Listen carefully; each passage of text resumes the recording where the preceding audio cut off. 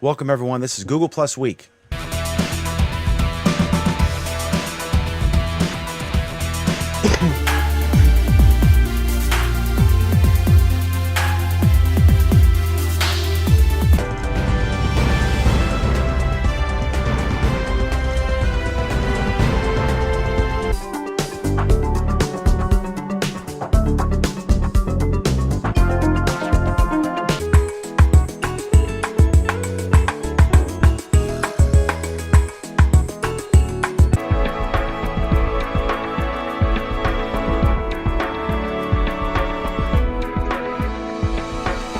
Welcome, everybody. I'm Dan McDermott to our program, Google Plus Week.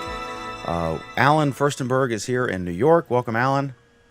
Hey, Dan. And we have Mr. Harold Carey at the Navajo Nation. I forget, what state? Utah? I forget. Where are you? He's frozen. He's in the north. We have Pam Adger in Menifee, California, who's eating something and is muted. So anyway, it's going to be a long night. Yeah. One's frozen, one's muted, and Alan's leaving. Yeah, So, I was frozen for a second. yeah. Alan Furstenberg, this is, as you know, you have to leave in just a moment, and you'll be back. So this is the 50th. We have a bunch of tech topics and stuff lined up. But first, I wanted to just make note and get some reflections on the 50th anniversary of the assassination of John F. Kennedy.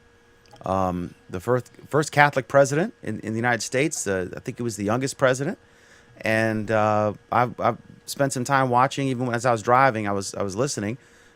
Different chat. I know CBS is running a live stream for 4 days. They're still at it, so what are your thoughts on this? And just anything, Alan. I know you got to leave in a moment. I don't know. It's always interesting to see anniversaries as they come up and as they get celebrated. I think this is probably one of the biggest news stories of its time, and it has the distinction of being recorded when it happened. So this is probably one of the biggest news stories, one of the first big news stories of the 20th century that was captured live as it happened. And that's kind of interesting and distinctive. I think I watched a little bit of the CBS coverage today, and it's interesting to see. We've all seen Walter Cronkite's comment when he broke the news to the nation, but it was interesting seeing that in context, seeing what happened just before he was handed that wire and what happened just after it, and how everything happened. That was all kind of interesting to me. It was, because both of us are too young we weren't born yet. So it was interesting, and I assumed that no one knew that he was dead. But if you looked at the footage right up to the moment where Dan Rather called in and said he's dead, but even then there were many saying, hints. We have this, but it's not official. We don't Right. know. We're waiting for official reports. By And the way, then Dan, we're not seeing the video on YouTube yet. That I can believe. Let me see. And I will turn it over to Craig, Harold, and Pam. Okay. It says, I think there's a delay, and so hopefully it'll work itself out. It's been 3 minutes. Are you guys live? We Yes. are live. Well, We're live right now. Live? we're Live we and living color? maybe not. Well, the last time this happened, it ended up fixing itself, because there's always like a 30-second delay. So I will proceed as though the world is not coming to an end, and be cautiously optimistic for a couple more minutes. I don't blame you. So we have 11 viewers watching a please stand by screen. Obviously, there's not a whole lot going on tonight. That's intriguing stuff. Yeah. So, Yeah.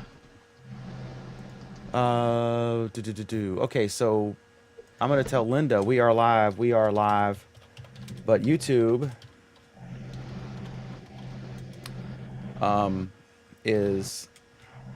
has a big delay, I think. How's that? Yeah. How loud is my overhead fan? Is it pretty bad or About like that. pretty bad? Okay. Yeah, it's pretty bad. I'll mute then just when I'm not talking. So we have how ghetto.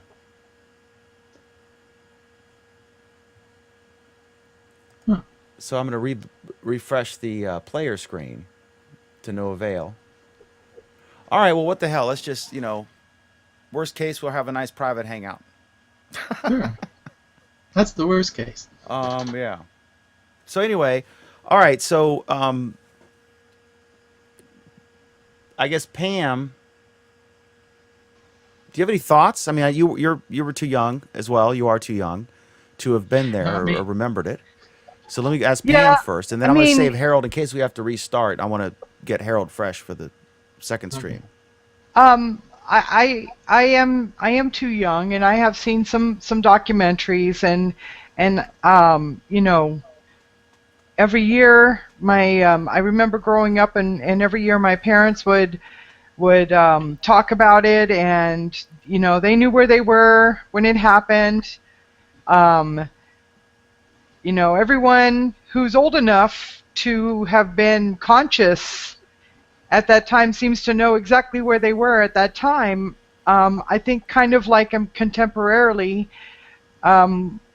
most of us know where we were on 9/11 when we heard about 9/11, and it was definitely a shocking thing for the entire nation, and he was very well liked, very charismatic, and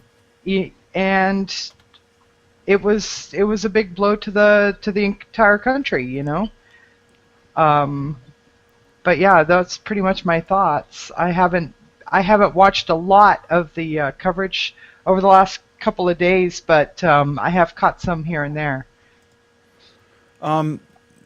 Okay, so let me update our stream here, and I don't know.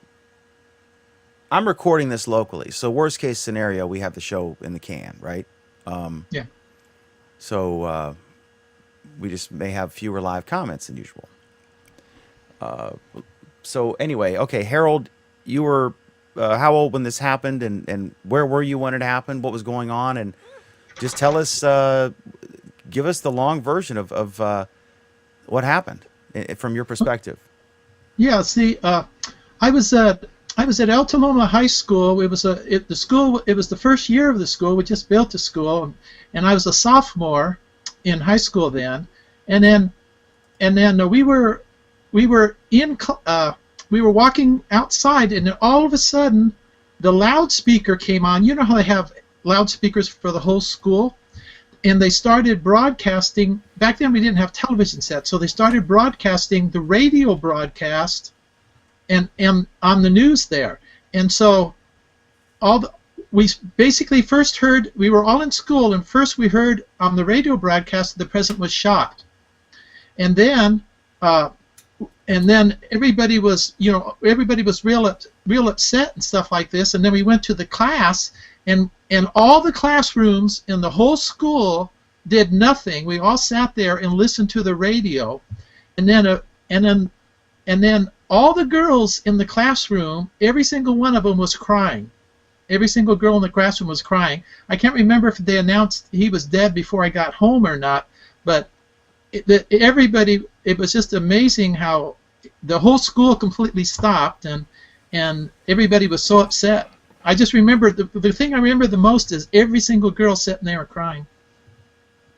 Tell me what it was like, Harold, when he was president, because my dad said he was a beloved guy, and we'd hear about Camelot, and we hear about the mystique and the majesty of the Kennedy family back then.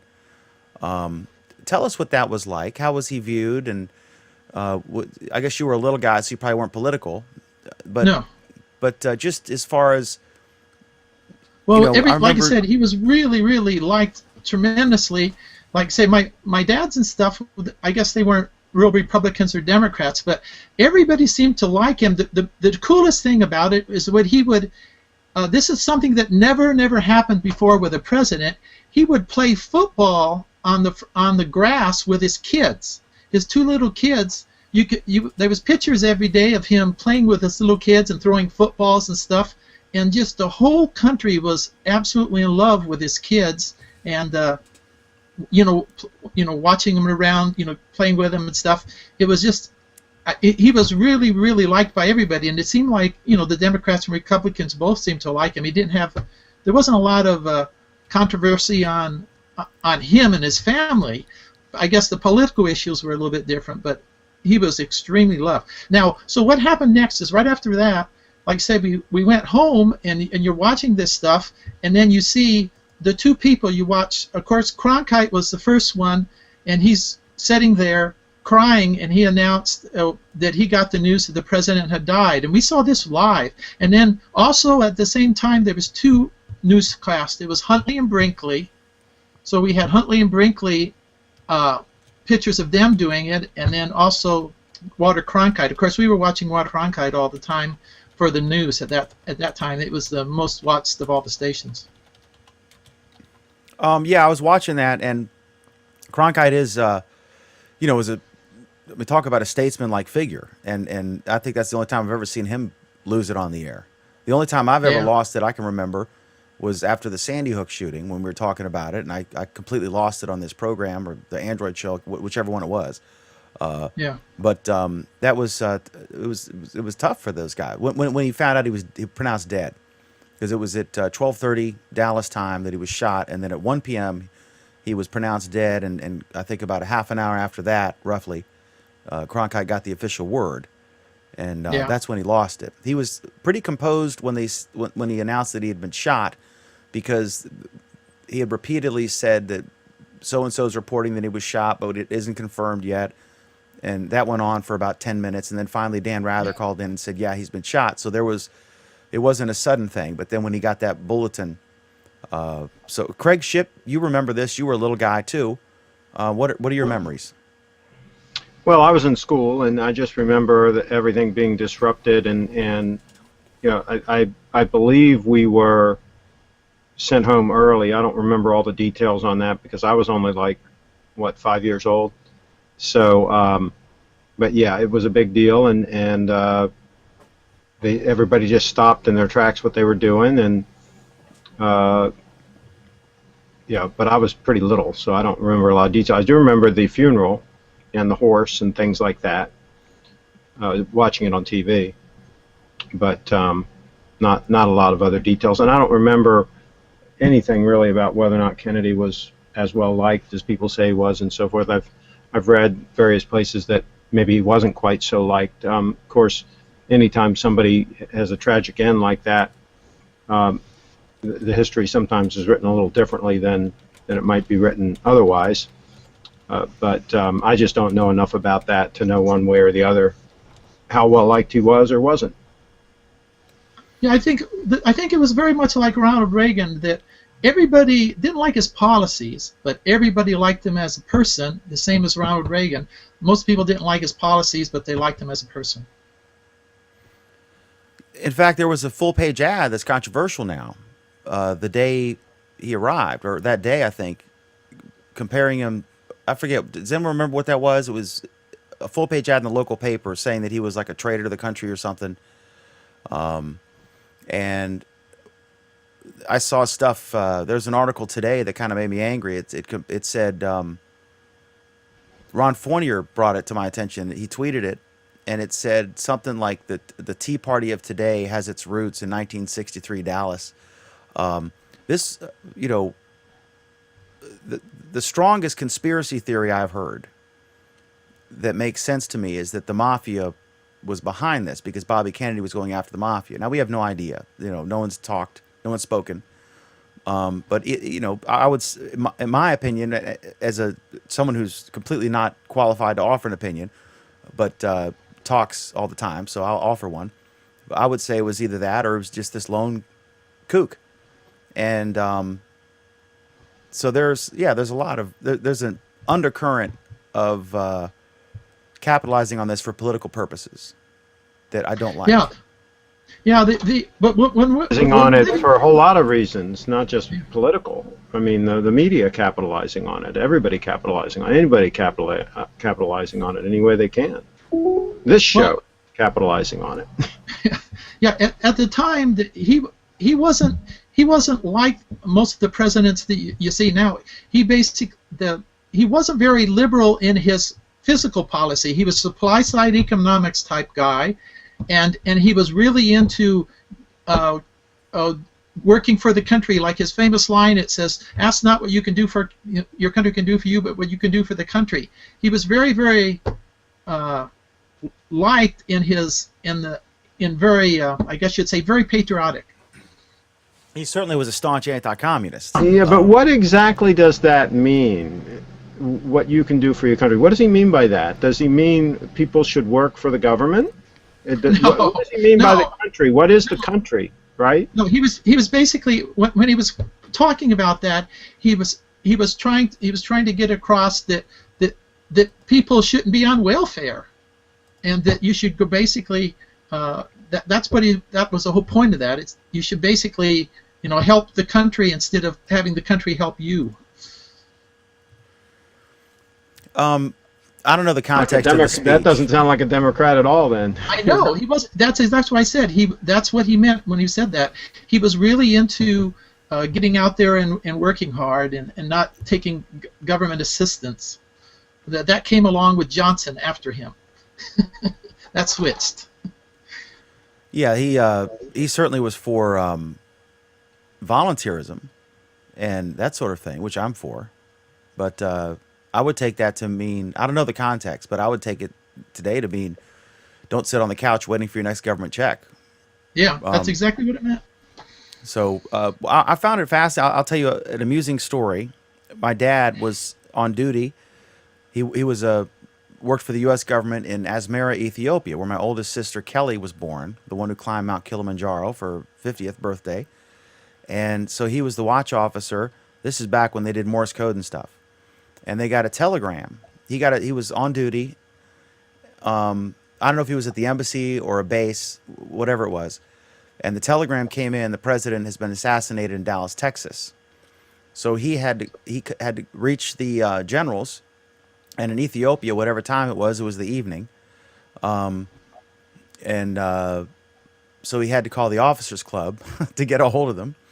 And he had to tell the generals and the diplomats and stuff that the president had been killed. And he said, the amusing part of this is he said, and then they shut the officers club down. He said, the one time when they all needed a really stiff drink and they closed the bar. But he said he liked Kennedy. He said he was a beloved guy. He said that he was, as you said, very different. And it was interesting looking at the interview. I was watching some of the CBS stuff today, not much because I was really busy, but Eisenhower was interviewed. They all the reporters referred to him as general. And I found that interesting, so I looked that up. And apparently he preferred that title over president. So I think the only 5-star general we've had since, or concurrent, I guess, was Omar Bradley. I think that's like the head commander of everything. And he found that title to be superior to the presidency, which is interesting. Because normally you'd refer to, if you had Bill Clinton on, or George H.W. or George W., you'd say Mr. President. But they all said general this, general that. And I just found that interesting. I thought the first time I thought it was a slip up. And then the second and third reporter said the same thing. And so it must have been his preference. Because clearly when you have a dignitary like that, the advanced people, it's clear what you're supposed to refer to them at. You curtsy at this point, blah, blah, blah. But I thought that was interesting. And the technology was fascinating to watch because they didn't have videotape then. Audio was probably wire recorders. And they were filming stuff. And I think the last outfit to use actual film, I think, was 60 Minutes, literally into the 90s. They switched from film to video. I remember that was a story in one of the videography magazines that I read. And but they would say, we just have this film just in. And I guess my question for Craig, we'd see these things so and so just got like the interview with General Eisenhower, deferring to his preferred title. When he reflected on it, they said, we've just got this film in. Then they would load the film, and then you'd see it kind of like Super 8, kind of flipping up and down, and then it would finally catch, and then you'd see it. And then they'd go back to, a shot of Cronkite with his earpiece, his big headphone thing and his hairy arm and the whole deal. How long does it take, Craig? Obviously, the technology you used was more advanced, but what's the quickest you can turn around actual, 5-10 minutes of film and develop it to throw it up on a network newscast in a time of crisis like this? That's interesting. It's not like today where you can send something from your iPhone, Is Craig with us? Back He in seems to be muted. back in the day, can you hear me now? Yep, you're fine. Go ahead. Yeah, yeah. Back in the day, I don't know how long it would take them, because I never dealt with, I dealt with still photography and film, and that could be turned around relatively quickly, but I don't know about video, the motion picture cameras and that kind of film, how long it would take. I'm sure it would take a number of minutes at minimum, but that's a good question. But obviously, the transporting it is probably the biggest issue. If it's shot at a certain location and it has to be transported somewhere, that's probably the biggest problem. Once you get it there, then actually developing it and all that is probably a relatively quick process, but I'm sure it's minutes, a number of minutes. Is it 10 minutes, for a 5-minute thing? I don't know, but it's... Have you ever processed film? I mean, actual movies? Not. No, motion picture? I only dealt with still photography. I'm sure they have some sort of thing. It's not like with stills where you'd have the different tubs, and we all learned that in photography class when we were kids. And you'd stick it in with the first tub, then the second thing, then you turn the lights on at the end. Yeah. And then, I have I'm no sure they have idea some how sort they of did motion picture film. That'd be a good question for somebody that maybe you have somebody in the audience that dealt with that. But I have no idea what the process was on that. we actually have no audience right now because we have 13 viewers who are watching a Please Stand By screen. So this is the place to be, apparently. Yeah, I saw a neat thing on the Canon website years ago, and there was a photographer who did sports guys, and so he was on the 50-yard line, and he was sent out. They were doing a cover story about some particular player, and so he had 3 or 4 different cameras with different lenses, so he could quickly switch depending on where the guy was, and not have to switch lenses in the field.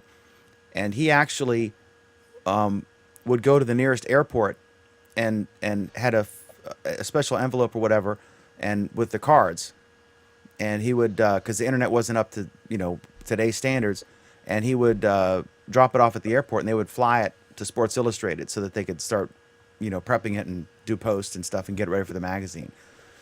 So the logistics of this are really something, and it's just I found it fascinating to watch the coverage. And like Walter Mondale, when he first showed the first photograph, and it was literally a photograph of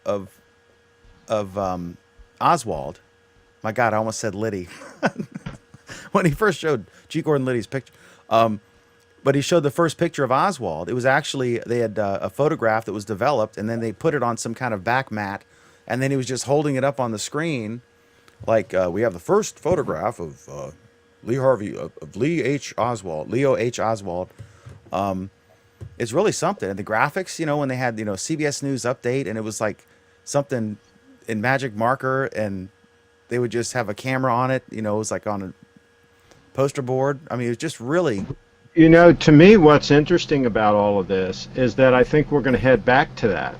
We're going to go full circle. Because what's going to happen is a lot of these high dollar operations, which you and I kind of disagree on this, but I think I'm going to end up being right. A lot of these high dollar operations are going to go away. And what we're going to have is a lot of low dollar, shoestring operations that are going to be reporting news and information, and that's where people are going to be getting their information, and it's going to be good enough, but it's not going to be the polished professional stuff that we're used to on these nightly news with all the graphics and all the different things, because it isn't going to be able to be supported. But I think that people are going to get the information direct from sources, and it's going to be better information in the long run, and won't be tainted. It won't have bias and all those kinds of things, or it'll be easier to ferret that out. So I think in the long run it'll be better, and it'll be exciting times ahead. I think that you underestimate Okay. the ability of, and then I'll go to Harold. I think you underestimate. We agree that every single high dollar old school media operation is in jeopardy. We agree on that. And speaking as a high dollar legacy media operation, I am qualified to talk on this topic, to generate revenue delivering content with new media. You're one of those examples. Now you can do it on a budget. It costs Yeah. you far less than CBS Yeah, to but cover. if you look at the piece that I did last night, for example, at the photography and fashion show thing, here at the Ringling College, that is not, nobody would call that professional work, but a lot of people would look at it that are involved with that event and involved with the school and actually have looked at it and like it and enjoy it, and it's good enough for them. And so the term I like to use is good enough. If it's good enough to satisfy the people that are involved with whatever it is you're talking about, and they're happy, then it doesn't matter that a lot of other people might not be happy, right? They can watch something else. There's going to be something else they might be into that they can watch that's going to be good enough for them. Yeah, So- pictures of people at a circus thing or whatever are fine, but look at this particular event. And hang on one second, Harold. Look at this particular event. You had the president assassinated. There were wild conspiracy theories for years. They still exist today. I think a guy has a new book out. You know, there's been thousands of books written about this, with all kinds, the grassy knoll, the man in the umbrella, everything under the sun. Castro did it, the mob did it, you know, and who knows what happened, because the guy who did it was shot, And I would and suggest then that by a guy nowadays had cancer. nowadays we would know a lot more, I would suggest. You think because that with all of the powers of professional journalists combing into this thing, that allowed all these, not allowed, but coincidental that all these conspiracy theories were propagated, you think that if it was a bunch of bloggers instead, that it would be more better quality coverage? I think we would no. I think we would have a lot more information to go by. I think we would have had a lot of people with cell phones shooting videos. I think we would have had a lot of people shooting stills. We would have had a Well, lot clearly, of audio but recordings.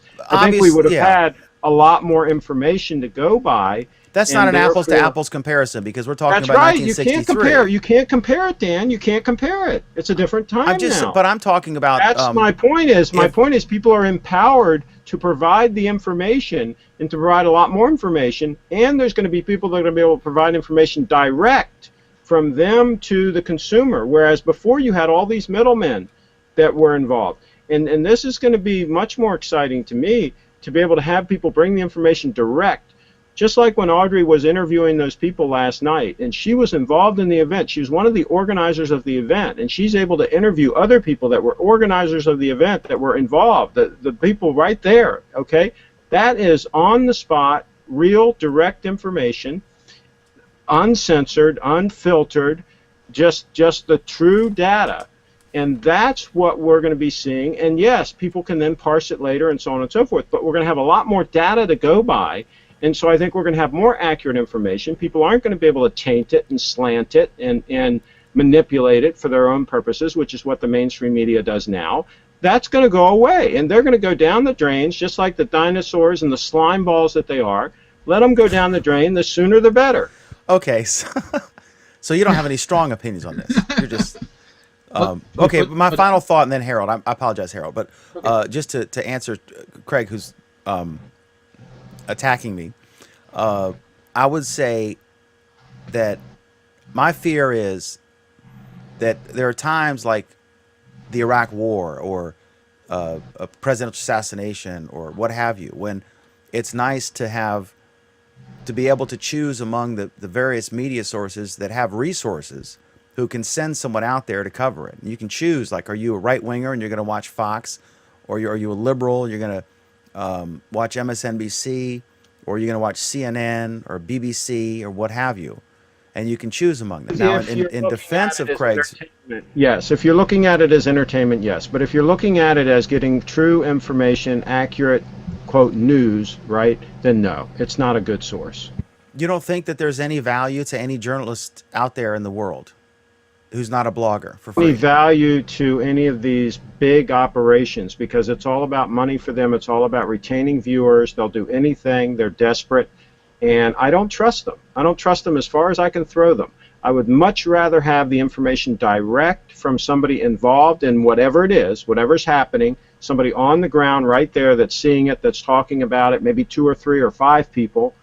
I would much rather have that information and then parse through it and then make my own decision based on all of this information than to hear what some mainstream media guy sitting in New York City in some studio has to say about it. That's of no value to me whatsoever. You think Walter Cronkite and Mike Wallace and all those guys were on the take? No value Eric whatsoever. Sevareid, zero. No value whatsoever. No, I don't believe them. I don't trust them. I would much rather have it direct. Back then, you didn't have a choice because you couldn't get it direct.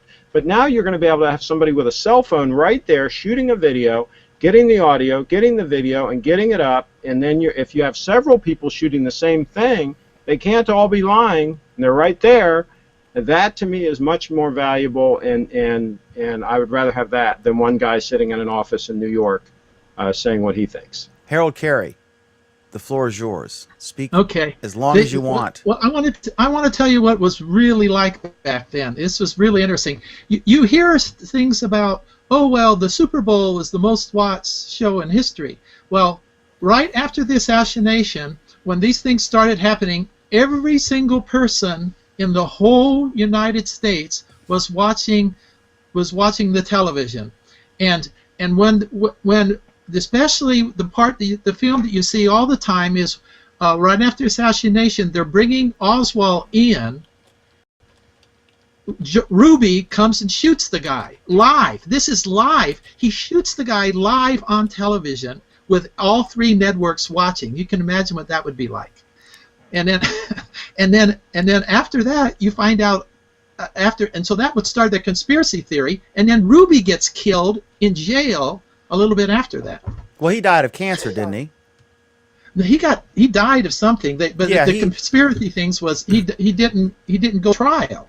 See, here's the thing. This is what lends itself to the mafia conspiracy, because Ruby allegedly had some kind of ties to rough characters, but he owned a nightclub, right? And Yeah. I'm a former nightclub owner and a former journalist. The only thing I haven't done is I haven't been a lawyer. But Ruby may have. The theory is, what if Ruby knew he was dying of cancer? Because he died like 6 years later, I think. He was convicted and sentenced to the death penalty for killing Oswald. And but so you had Oswald, who was this idiot, patsy guy. They put him up to it, and then Ruby aced him so he couldn't talk. And then Ruby did so because he knew he was going to die of cancer. So, that's the theory, right? I mean, I have no idea if any of that's Look, whatever. but can you imagine But that? it makes it It's it's enough of a plausible case to where you could sell some books. Yeah. Maybe, Craig, we're in the wrong business. We should be writing conspiracy theories about the Kennedy assassination. Yeah, but can you imagine? This is the first time, though, that all 3 networks were showing the same video, and they had a live shooting on that. That was just. Can you imagine? So obviously, you got 100% of the viewers watching this live, him come through there live and getting shot. I don't even know why they So even had a now- trial. Everyone's, Can you imagine Craig being being Jack Ruby's defense attorney, Well, and this is trying to why explain he this didn't is- kill Oswald Yeah. when the whole country watched. This is why these networks, well, if he had the dream team that OJ had, he would have probably got off.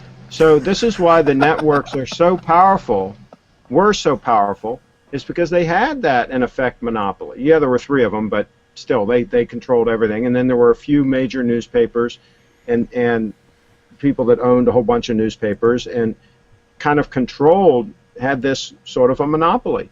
And now the internet is blowing the lid off of all of that.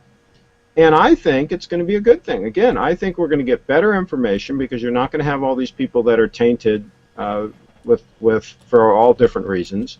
And I would rather get the information direct, just like the Twitter feeds that we follow. Like New Media Gem, for example. I love seeing some of the photos he posts and different things that are direct from like the White House lawn or whatever. And I take that when he shoots a picture or whatever and he posts it, I take that as being legitimate and accurate. So that's the kind of thing that I like, and I like to hear direct from people that are involved in something. And now people can do that. They can set up a Twitter feed and they can post direct. They don't have to send a press release out to NBC and hope that NBC does the press release as they sent it, right? So it's a whole new world, and I think it's exciting, and I think it's all good. It's not good. Well, Dan, what you guys have been talking about happened during the Spanish and American War. Pulitzer and Hearst were both competing for they were the only two things in the world back then. The only two newspapers was Pulitzer and Hearst, and they kept competing for headlines, and that was how yellow journalism got started, and those two created the Spanish-American War. There would have never been a Spanish-American War with the sinking of the Maine and all that stuff if it wasn't for that yellow journalism with those two newspapers competing to have the biggest stories and how bad Spain was and all that stuff of killing all the people over there and Cuba and all that stuff. That's right. And we don't know how much of the so-called journalism that happened after that, how much of that was all tainted too. For all we know, everything about the Kennedy assassination could have all been tainted. We don't know because we weren't there, right? We don't even know if we really landed on the freaking moon. That's right. And so the problem is these people have no credibility. That's the problem. And they've proven that they have no credibility. So hopefully we're coming into a better time when we're going to have a lot of sources of information, and we can choose those that are credible, and we can follow them. And the ones that aren't credible will die on the vine, maybe, because people see through them, and there's going to be a lot of crowdsourcing of information and a lot of ways to figure out what's true and what's false. Okay, let me go to Sheila. Your mic's muted, so if you could unmute your mic. Let me ask you if you have any thoughts on this. I don't know if you appear to be too young to have remembered it, but... Thank you, Dan. I think I was maybe 50 years ago. I was 6. So what are your thoughts? What are your memories? What do you think about today? This is kind of... I remember the 10th they had the anniversary of Pearl Harbor, the 50th anniversary of Pearl Harbor, and then they had the 10th anniversary of 9/11. So these monumental epic events. It's this also one I think is kind of the biggest I anniversary remember. of C.S. Lewis of dying. The author of the Narnia, the Chronicles of Narnia. Chronicles of Narnia. Yep. The Lion, the Witch, and the Wardrobe, which actually is book 3. Like George Lucas, he wrote the 3rd book first, and then or whatever episode Lucas wrote. But there's a 6-book series, and it's excellent. I highly recommend it. What do you think? What are your thoughts? What are your memories first, and then what are your thoughts today as you look back? What's just whatever came to your mind today as you thought about it? My memories are very, very vague. I just know, watching my parents as they were watching the news and things like that. But it was big for years, The assassination was kind of a sombering time for all of us. So and now, just like it's a memory for me, distant memory. But I'm kind of like with Craig too. It's like we have more technology at our fingertips now than we did way back then. So that's my thoughts. Okay. Let me see who we got here. We got Pam is doing something. Craig's gone. Alan's gone. Anthony's here. Anthony, are you available? Harold is leaving. Harold's rolling out? Mm-hmm. All right. Thanks for chipping in, Harold. Yeah, I can stay for about 5 more minutes. I got it. Just give me 5 minutes of your final thoughts, Harold.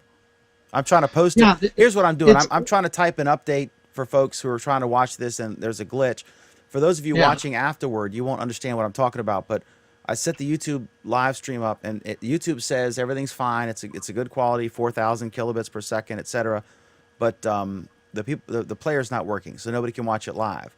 And so there's Yeah. quite a few people who are trying and messaging me. So I'm trying to do that post. So if you could kind of carry this for a couple minutes while I type this, I would appreciate it.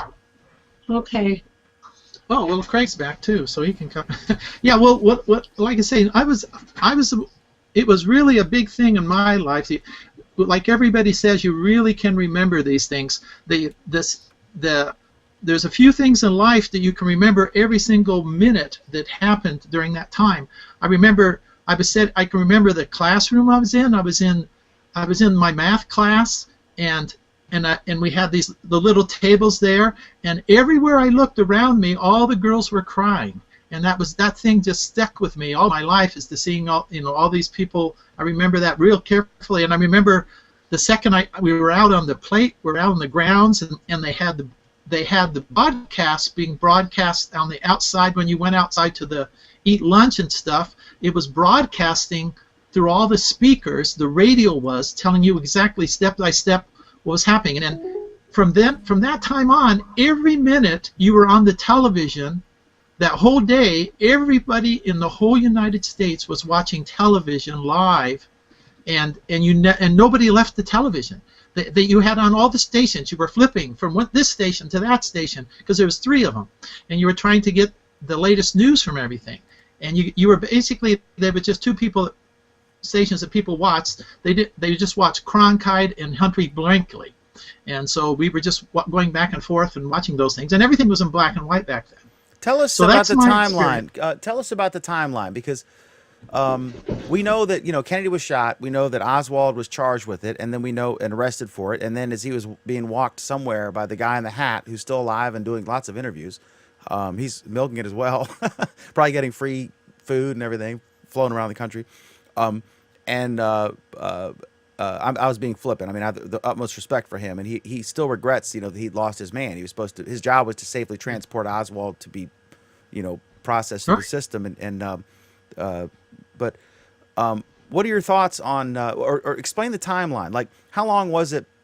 I know that he was shot at 12:30. He was pronounced dead at 1. The Cronkite announced the death. I don't know what the other networks what their timeline was, but about 35 minutes after he was pronounced dead, Cronkite. That's when he broke up famously on television. When was how much longer after that were you aware of who was charged, Oswald?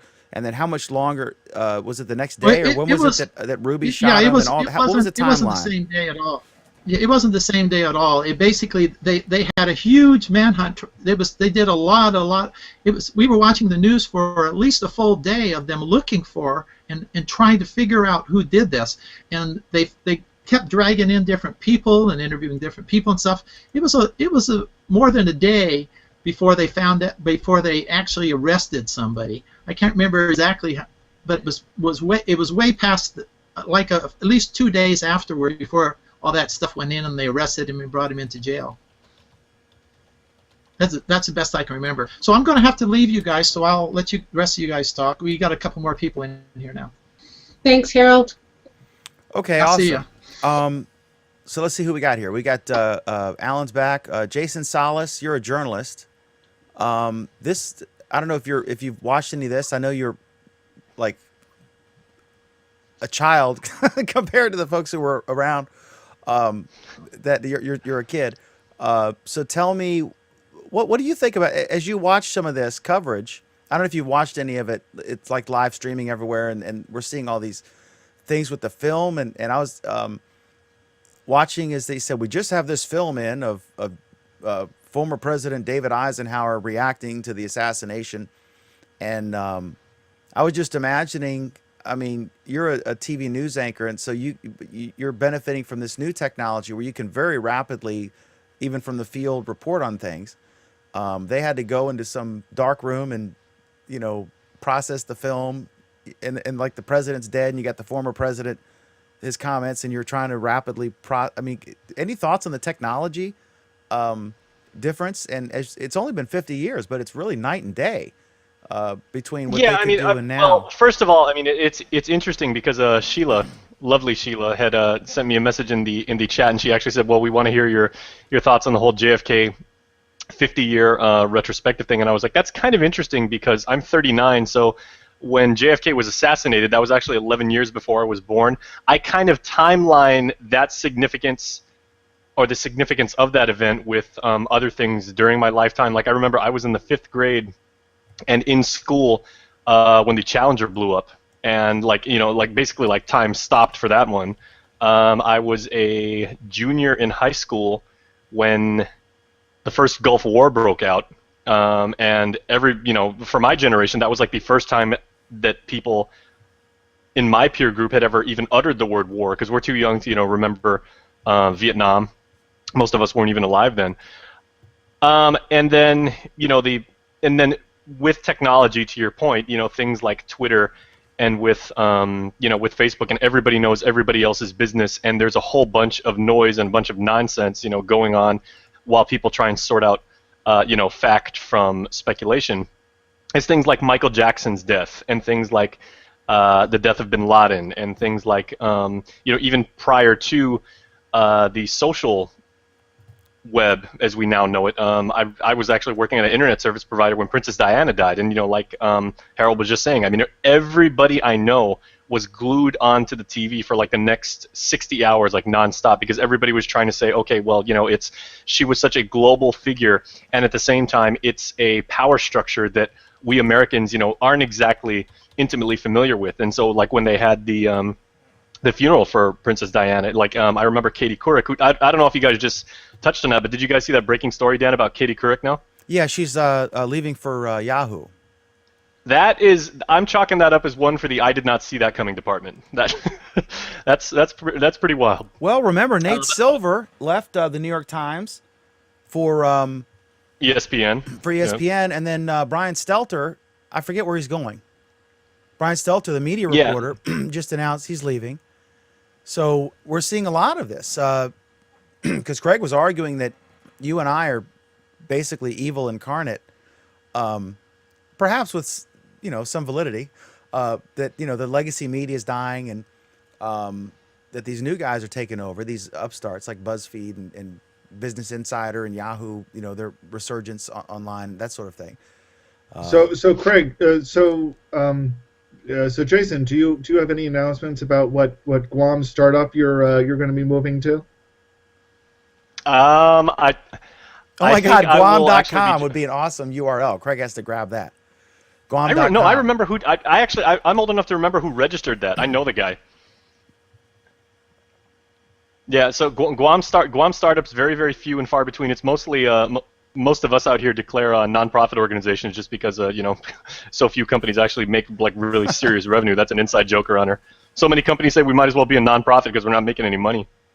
But to your point, Dan, it's like as a news anchor, and I remember seeing the footage of Cronkite, and for people in my line of work, he's like and someone as a sports journalist, like I see, Howard Cosell is maybe the last bastion of great communicators, and to actually sit live and be in a live environment like we are right now, but to try and report to tens of millions of people about something next to nothing about, and you're getting only really spotty, sketchy information about, it's a very difficult thing to do. And in lieu of actual fact and everything like that, you can wax, rhetorical about the historical significance just to buy time, or you can do what some people do, and you just, start speculating, and to be honest, you start making stuff up. Yeah, I was watching, Jason, I was watching one of the reporters, and it was interesting. One of them said the way they spoke was different, right? Because it's 50 years ago, and he referred to it as a little guy with a weak chin character about him, or something like that. Just the funny, the way the terms that they would use, and also just the one reporter was saying, well, no matter how many precautions the Secret Service takes, you can't defend yourself against the one nut job. And I was like, there were no precautions. I mean, the guy was, except there was no spotlight on him. He was like raised up in the limo, right? He was elevated. Anybody could have just been there and shot him, right? He was a sitting duck. I think some. Well, here's Even the thing too. Cronkite Like, said that it was like shooting fish in a bowl. You know. by a show of hands on this panel, for the 6 of us who are here right now, how many of you actually watched with great intent the Oliver Stone movie in 1991 about JFK? I did not. I didn't. You guys did not see it. Okay, well, for my generation, and again, reinforcing the point, I was not alive when JFK was assassinated. That was really the only narrative we had on the intricacies of the conspiracy. If you want to, go down that road, and you guys have probably covered that like exhaustively already. But to actually see like how deep the story went, and like to the highest levels of power, like in government, and to see the cultural impact of like what him dying, like a president that would be, he was the youngest president at the time, right? I think he remains the Yes. youngest, doesn't he? Yeah, and to be Or wait, someone was it who was Reagan? such- Was Reagan or Kennedy the young? No, I'm just kidding. Sorry. Yeah, and to see someone who was so beloved culturally, and then as the movie exposed, or brought to light, I should say, with certain groups, he wasn't exactly the darling like he was with the American public, because he was a young guy that came from a very good family, incredibly good looking, very very charismatic, and he had the pulse of the people. And then to see that end the way it did, and for people like me, then we actually watched the film and we saw, it was like, wow, that was really deep. It wasn't, I mean, this is when the phrase coup d'état kind of like came into the public lexicon because of that film. Now everybody says, oh, it's a coup d'état, they're trying to take out a head of state. It's the perfect setting for a mystery, Jason. Right? You've got, they had a lot of enemies. They had cast the communists after the Bay of Pigs, and they had the mob because Bobby was going after them. Then you had some guy no one had ever heard of allegedly shoot him. I think he shot him. And then you had he was immediately or soon after killed, so he couldn't talk, according to the conspiracy theorists. And then the guy who shot him died of cancer or like 6 years later, I think.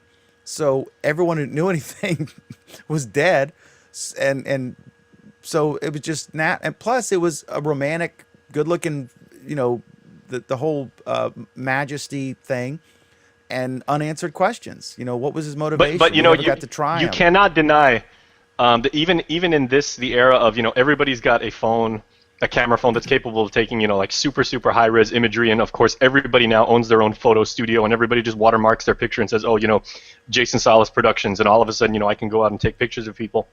That lasting shot of was it JFK Jr.? I'm slapping myself for not being. And he goes up there and he salutes as the hearse passes by. That is one of the most chilling images you are ever going to see. It was his third birthday. Keep in mind, Time Magazine was known for that for decades and decades. But that is one of the most lasting images in American history. I saw an interview with that guy, and I think he didn't get the Pulitzer. Another guy got it. I forget what he took, but it was another epic shot. But it was Little John's third birthday, and the next day was Caroline's 7th birthday. That's right. And so as Harold pointed out, Harold remembered watching this stuff, and every day on the news, you'd see video on the news of Jack Kennedy playing with his kids in the White House lawn and stuff like that, because they were adorable little kids.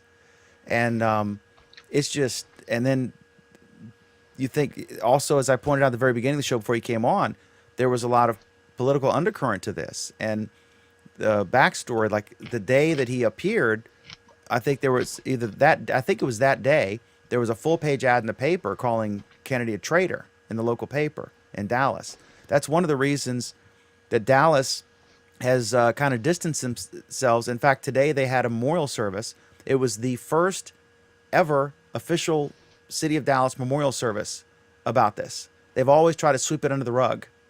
And the conspiracy guys sit there on the grassy knoll and they hold a private ceremony every year. and they're the ones who paint the X's where it happened on the road and that kind of thing, keep it alive. And the city just paved over the roads, I think, in preparation for this memorial service today, which was beautiful. I listened to it because I was driving, so I was watching CNN on my phone, but I had it reversed so I couldn't see it. Any police out there? But it was the first time that they had acknowledged it. They've always tried to distance themselves out of shame. That there was this, in the same way that like we would I'm embarrassed. Well, I didn't live here. I'm not from Warren County, but I live here since 1990. I'm embarrassed that this county closed schools rather than let black kids in, that kind of thing. So you kind of, even though it's been many years since that happened, you still are like, man, what the hell, So who wants to go next, or we can move on or whatever. I'm not sure if there's anyone who's joined us since, our view count's actually gone up. We were at 19, and we have no video. Which is pretty impressive. Nobody can see us. Yeah. For a please stand by and screen, because of the subject matter, 17 of those are members of the CIA. Absolutely. I think a YouTube technician is on the grassy knoll outside my studio and is obviously sabotaging this program. But literally, for we've been going for 56 minutes, and to have 20, so Dan is over there on the third grassy knoll. Alan's over there in the book repository, and Pam is on a. Hey! What are you saying, there, Jason? Pam is the Jason. You are the umbrella guy. There was the I'm the umbrella guy. Man. Yeah. No, I'm Zapruder. I'm the guy holding the camera. Man, can you imagine? I wonder how long that took to get out. Do we know that? I wish Harold was still here. Is there anyone left who remembers? I'm blown away that none of you guys watched that film. Okay, real quick. If none of you have watched the film JFK by Oliver Stone, go Google it on YouTube and just look for the scene. Google JFK film, Donald Sutherland, and Kevin Costner. And in 7 minutes, that's all you need to know about the film. It is one of the. I mean, I'm a big Donald Sutherland guy. It brilliantly encapsulates the entire conspiracy right there, and it's beautifully performed. So that was done, what, 81? 91. 91. So, Alan, you're not a big Donald Sutherland guy. I take it. No, I'm not a big conspiracy theorist fan. Oh, conspiracy. Okay. So my just watching the blank screen on YouTube caused my computer to crash. I can't imagine watching 7 minutes of actual something streaming. What that will do.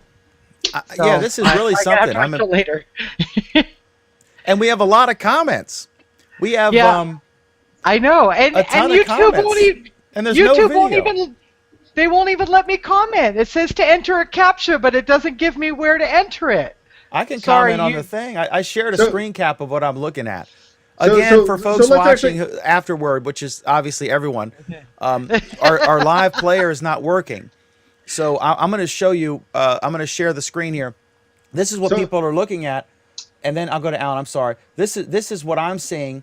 It says your stream status is good. And then if I go to the here, it says we're pushing 4,200, 4,300, 4,100 kilobits per second, and there's no errors at all. But it says 0 viewers, 0 time. The last time this happened, I think it corrected itself.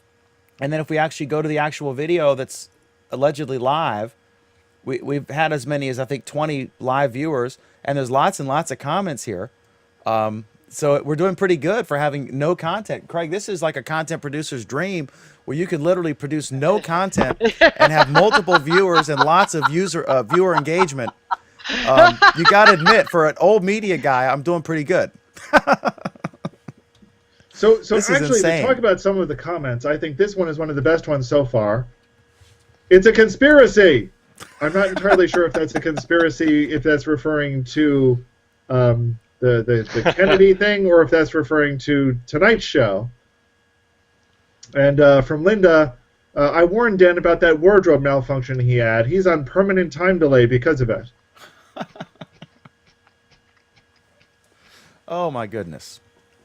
So has the show to this point been all about the Kennedy retrospective? Yeah, because Alan put all the topics in. Because I laid a newspaper out from 7:30 in the morning till like 2 a.m. yesterday, and so I've been exhausted. And so Alan put all the topics in, and then said, "I have to leave for an hour." So I was like, "Okay, Kennedy," until Alan comes back, because I haven't prepped. Because Dan isn't interested in actually talking about any of the news subject. Any of the technology. So this was Orange 50 actually a years old. groundbreaking week for Google in the round, and we're speculating about a 50-year-old event. So Yeah. Well, sure, for all 19 of our non-viewers. So I'm gonna Yeah. now that Alan's back, I'm gonna pee. Cheers. And Alan, can you carry it and get Jason's thoughts on whatever Jason wants to talk about, and then we can do your fun Sure. topics as well. So now at 1 hour in, we get to actually start Google Plus Week. Excellent. Literally 1 hour and 8 seconds in. Thanks to our live viewers. Oh, we had to wait for Jason to come in to give his spiel on JFK, so there you go. Oh, you Okay, so you gotta wait for the brown guy, right? first on our agenda for news this week was that Enterprise Hangouts are getting more features, but even more shockingly, they're getting some official support, which means that if you have problems, you get a phone number to call, and who knows what'll happen at that point. But if you're paying for Hangouts, you can now actually get support for your for paying for Hangouts. Anybody have any thoughts on this at all? Would that be like the help outs? No, those are No? Totally different, huh? completely. These are the if you're a Google Apps user, Oh, okay. the bunch of people that pay for using Docs and so forth. Okay. Now you get to pay for this as well. Jason is giving me strange gestures. I'm wondering what he's trying to say. Jason, what are your thoughts there? I'm saying my company, we pay for Google Apps, and I believe it's still and okay, to address the question, because this always comes up. Yes, it is somewhat hypocritical and contradictory how people that pay to use Google services seem to be treated like second-class citizens, because everybody else on the Google proper accounts, like the public Gmail that you can sign up for free in exchange for having ads impressed upon you, they get all the stuff before the Google Apps people do. The reason for that is because Google gives you they give you service level guarantees that just say, okay, well, we guarantee that you're going to have a certain amount of uptime, like 99.999997% of the time, your servers will not go down. If you do, there are certain concessions that they will then extend to you. And so to preserve those service level guarantees, that's why the things don't roll over as fast. I'm not saying it's great because... But Jason, there are some services that they offer, and they even offer now, where they don't offer that uptime guarantee. And they never have. Such as? Up until now, Hangouts weren't offered as an uptime guarantee. Google Plus isn't offered with an uptime guarantee. I need to look at what the full list is, but... Okay, but it's their core services only. What this is essentially saying is that now Hangouts have been graduated to a core service. Yeah, and you would agree though that with Google Plus and with Hangouts there's an elevated level of let's just call it capacity that those services have if you're a Google Apps user. Like if you have a Google Apps account, you can have was it 15 people per Hangout?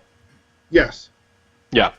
But I'd also point out that it's very error prone. We tried that once for the show for that reason.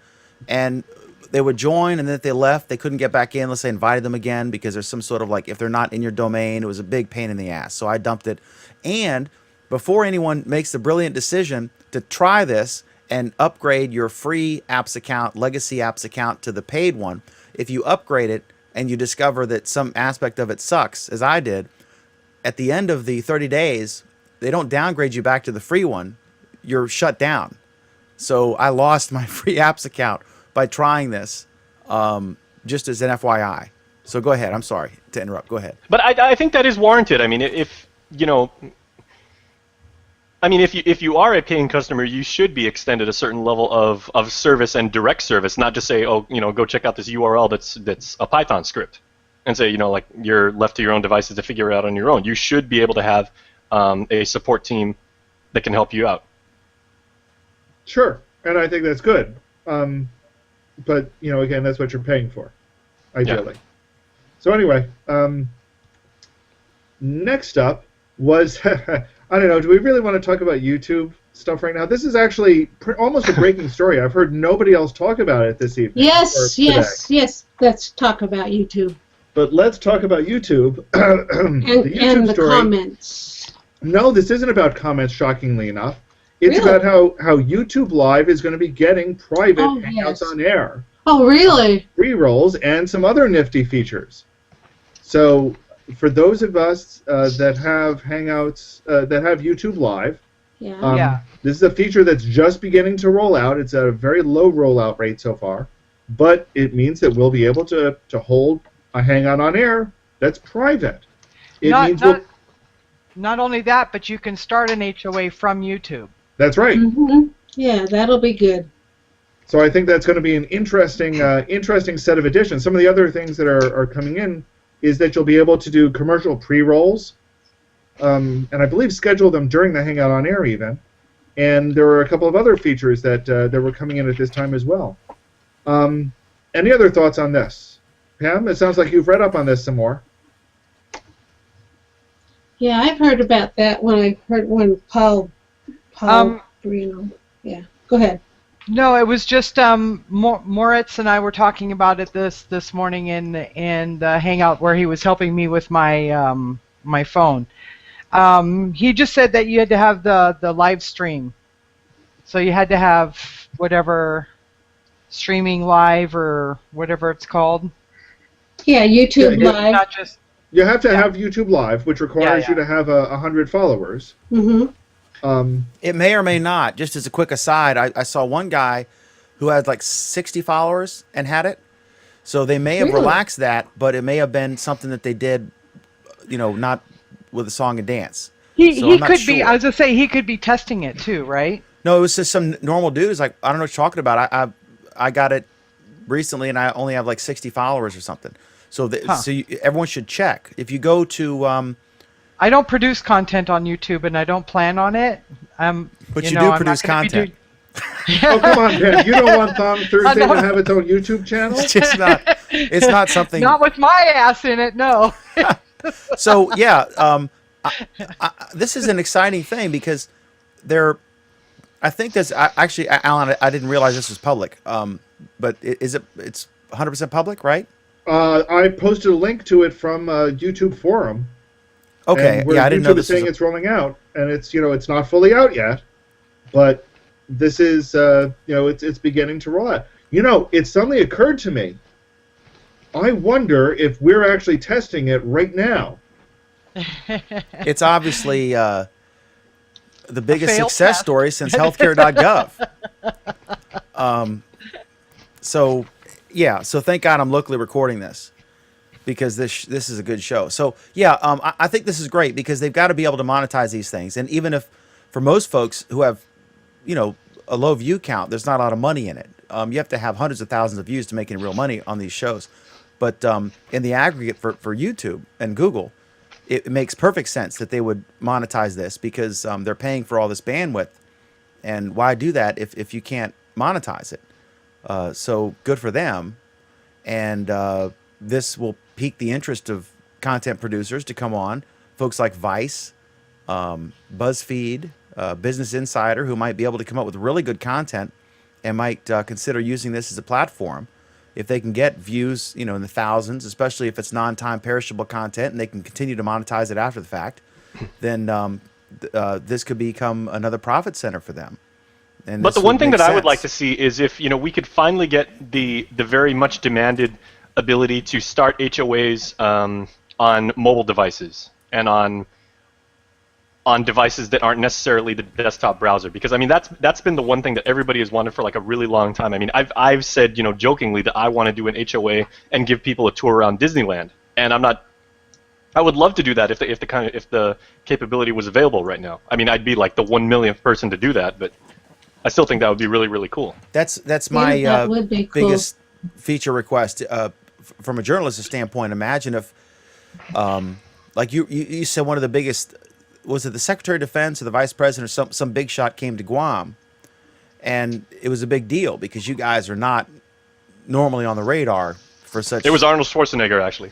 Okay, so imagine if you- Before he was governor of California, he just passed through. But imagine there was some government official you told us a story about that he came and you were there covering it. But imagine if you could have just, I mean, you're the reporter, so during the event you're basically on the sidelines. You're doing the stand up before and after, maybe. And imagine if during the event, as a side thing, you could have said on your TV station, by the way, check out our page, KUAM TV on Google Plus, and we'll have behind the scenes stuff. It's a whole new content thing. I mean, you can do a way it to today engage because with you your have to have viewers. somebody back at the base station or somebody on a desktop browser starting the HOA, and then you just jump in. It'd be cool if you could just do that, Yeah, inherently. you can do. And, Yeah, in your situation, you could have done that easily because you have a staff back at well, the station. and But let's for the dovetail this guy, back to watching the explosion at the refinery or whatever it is, who's just some guy, he could just light it up on his phone and send it out there, and it's streamed live and recorded, and he captures it. And that's exactly like we were earlier talking about JFK. The guy happened to have a camera and filmed it. The Rodney King beating. I mean, all sorts of things you can think of where Yeah, just and, a well, citizen and on the speaking- street made a difference and brought something to light that wasn't otherwise wouldn't have come to light but for that citizen taking happen to have a camera there. And speaking of presidents, remember when Obama first got inaugurated in '08? They said that remember how much additional telecom capability and facilities had to be brought into Washington D.C. just to be able to facilitate everybody there, not even just regular media, just everybody with a cell phone. There was Ustream and there was QIK, the service that allowed for mobile live streaming. I mean, those services almost fell over because people were using them so much. Yeah, it was a historic event, and I think his rally in Prince William County, I could be wrong, and I think it was like almost 1 million people the night before the election. It was like 900,000 people or something. I mean, unbelievable numbers. And can you imagine trying to make a phone call or something? Then again, enabling people on the go with the ability to start a live and broadcast like live. Imagine what that's going to do on New Year's Eve. Just for that, imagine the bandwidth spike just for that. I mean, they can handle it certainly, and they can provision for additional capacity for that. But I mean, that's pretty crazy. And Yeah, also- and that you'd have to make sure that you have enough data on your phone package to do that because the video takes a lot of data. Hmm. So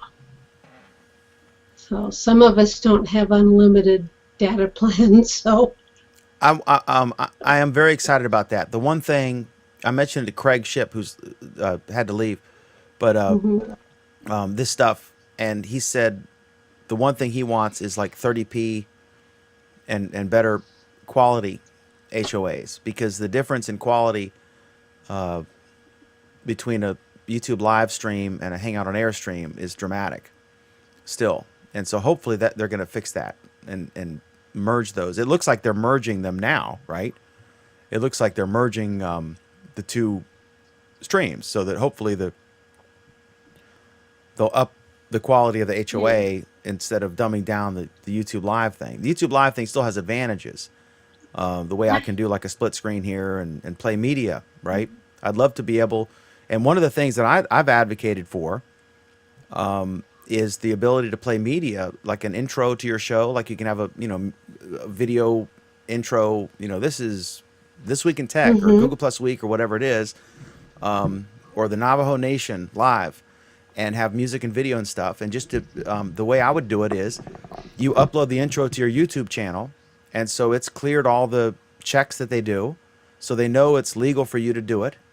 And then there's no reason you can't take your own video from your own channel and insert that into a Hangout on Air, because it's already cleared the hurdles. And I wish they would do that.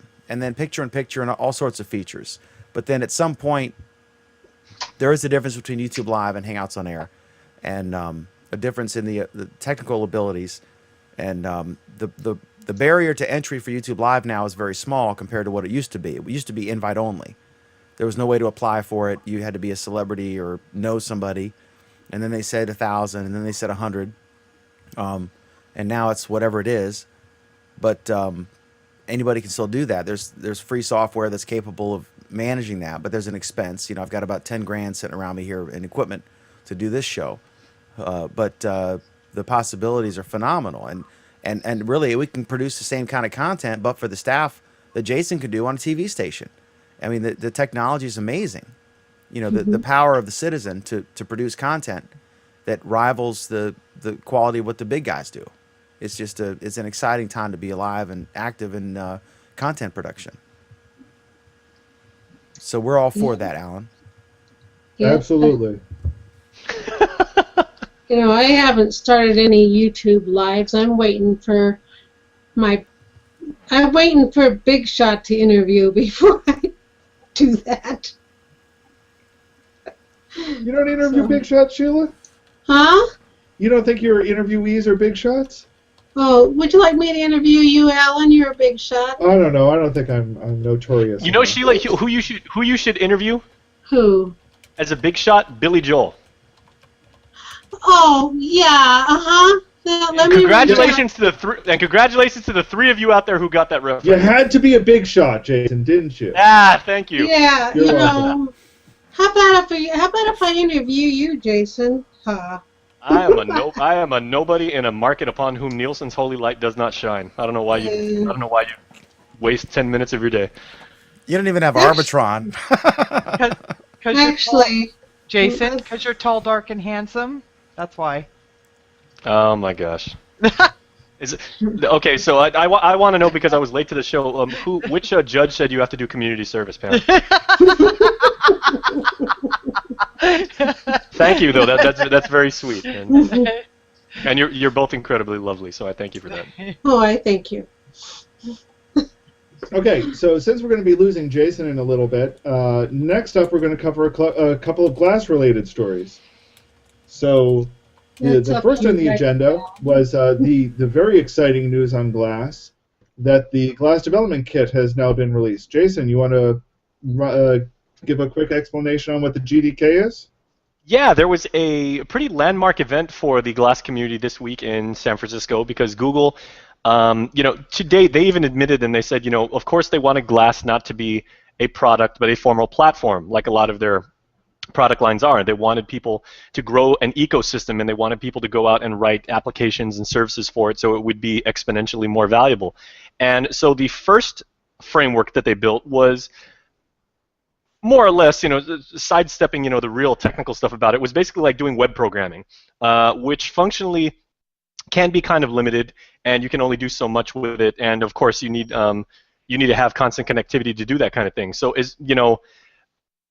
when that framework came out, and it's called the Mirror API, it was maybe out for all of like 2 minutes before people started saying, okay, this sucks. We need to start where we can do native programming, which is almost like writing native Android apps, and it is writing native Android apps, for that matter. And so they've been working on something and gathering feedback from programmers like Alan, and this week they finally rolled something out, and they said, based on your feedback and what you want to see, we now have a development environment. We're calling it the Glass Development Kit, the GDK, and this actually allows you to do things like offline access for your Glass applications, and do things like access these various sensors that Glass has. So you can tell where a Glass user not only is in the world, but also what his or her bearing is, what direction they're pointing. And you can tell when they're tilting their head back and forth, and do all sorts of really, really cool things. And to kickstart the whole event, they had 5 really interesting applications out there. And I don't know how many of you out there have used a really cool iOS app called WordLens, but it's basically like real-time, on-the-fly translation of languages that aren't your own, and it'll blow you away if you ever see the video about it. And that team that produced that has now produced a Glass-specific version of WordLens, and it's off the charts. I mean, it's crazy. I have to admit, of all the ones they presented, WordLens is about the only real one that's cool. But it's pretty cool. You didn't try the game? I tried the game. It's pretty lame. Spell it. Okay, well, what Alan and I are talking about, there's also a spelling game, which is you can actually create your own levels, which I think is kind of cool, and you can categorize them, like say, okay, I want to talk about college football, so here's a bunch of, and it's basically like a word scramble. You have a bunch of letters that get all jumbled all over the screen, and then you have to use head gestures and everything and rearrange them into words, and if you get the word right, then you advance to the next level. Alan apparently was not as impressed as I would. I'm not impressed with it, and the reason why I'm not impressed with it is it's not very Glass-like. It is the sort of thing that I think does not benefit at all from being on Glass. Mm-hmm. If they actually, the translation one, that does benefit from being on Glass, and it works really well for that purpose, I think. Some of the other demos worked reasonably well for that, but the game one totally didn't, and I really am worried that they're encouraging that. And these 5 applications, mind you, that they brought out were more, if people aren't running up and down the street, saying how great these are, it's kind of like, the surgery was a success, but the patient died, because each of these 5 applications was very strategically promoted to show off a specific function of what you can do with the GDK.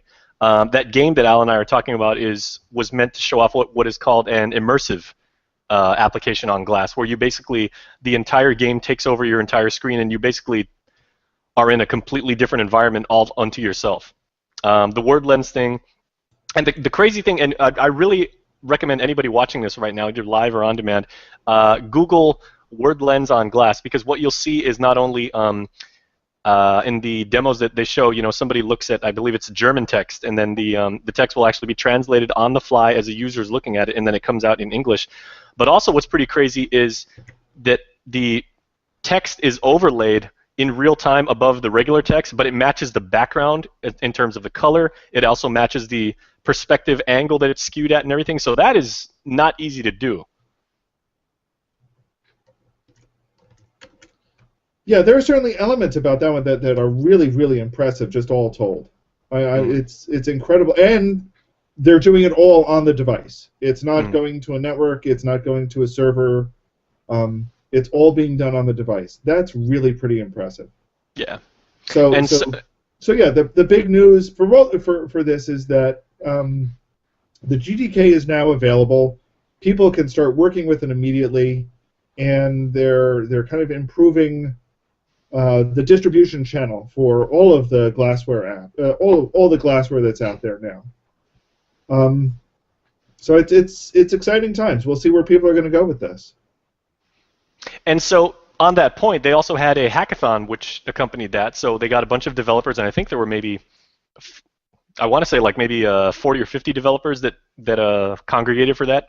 And over a period of 2 days, all these programmers just basically like sat around in a bunch of rooms and just like constantly threw out ideas, and then got into like these little breakout teams, and then put together workable prototypes. And one of the winners of that contest, and there were 3 of them, was somebody put together a glass app that you can actually use if you're a guitar player, and it'll actually show you lyrics and chords, which if you're a guitar player like me, you always enjoy, because if you're trying to play a song, you can look down, you can see the chord progression, you maybe go from G to A to C, and you can actually see the song in real time, and so it moves through. And you couldn't really do that with the previous framework, and so that first prize. And the cool thing is that the prizes, if you won the hackathon, where you get an hour's worth of time with a Google development advisor to further refine your idea, or to ask questions as hardcore as you want. So you got an hour with them, and perhaps more importantly, you also got 20 minutes with what they call a part of the Glass Collective, which is their venture capital arm that Google set up. So you could possibly take your idea and turn it into a company if you so desire, and they'll give you advice on that. So I mean, that is worth its weight right there for staying up for 2 days and doing nothing but programming. I have a quick update. Apparently, Linda said, Linda Laura is watching us, right? My friend in Virginia. I won't say what town, because it's a secret. Duck Dynasty on Good Morning America appeared on the stream, she said, and then she refreshed, and now it's back to please stand by. So that's the weirdest thing. I swear to God, she just said that to me. She commented on it. So I mean, what the hell are they doing? This is crazy. They don't normally do system maintenance this early at night, do they? I mean, normally they do it at like the witching hour. Well, we know they're implementing the changes that we talked about with the HOAs, right? No, they don't, Jason. This is actually this would be late for them to do system upgrades, and on a Friday night. Yeah, they got I mean, normally on a Friday night you'll see. Okay, like typically the thing is they'll roll out new product announcements on a Tuesday or Wednesday, so that This Week in Google can cover that, and then they'll have some more stuff on Thursday, so the media covers it. But then on Friday they normally say, okay, well here's some bug reports and everything like that. But do they normally do system maintenance this early on a Friday? Isn't Friday night the least watched TV time? So really, if you were trying to pick a time, this would be the best time, right? Wouldn't it? time is Monday at 9 p.m. Eastern. It is now Friday at 10:30 Eastern. And we know that it's usually Monday at 9 o'clock Eastern because that's when our Android Week airs, and they've kicked us out a number of times. This is insane. But this is the first time I've had this kind of issue. I have no idea if it's actually saving it because I'll share it again here. This is what everyone's seeing here. Please stand by starting soon. We have 17 viewers. It keeps going up and down between 15 and 20 or so. And then if I go to the actual YouTube, this is the actual stream, right? So it says 0 peak concurrent here, but it still says live for an hour and 17 minutes. This is way behind. And then it says the stream status is good, 720p. The whole deal looks just normal, except normally I'd have the viewers here. And then, so it's interesting. I have no idea what's going on. But I'm recording it locally. Fingers crossed. I think I am. We'll see if that works. I mean, if that craps out, then we know there's some conspiracy. Craig Ship's people have obviously won at that point. So we'll see what happens. But most people watch the show afterward anyway, not live. But we love our live viewers because we don't have any comments. Actually, we have a ton of comments, which is crazy. We have a ton of comments. Look, we have a lot of comments. What the hell's going on? Watching you guys' video and learning new info about Google Plus and Google On Air. Thank you. We're thrilled for that. Jason, please put your shirt back on. Oh, that was my joke. Yeah. Did I ever take it off? I said We're I was now doing watching Duck Dynasty. I'm doing a play-by-play. I was like, oh crap, did I miss something?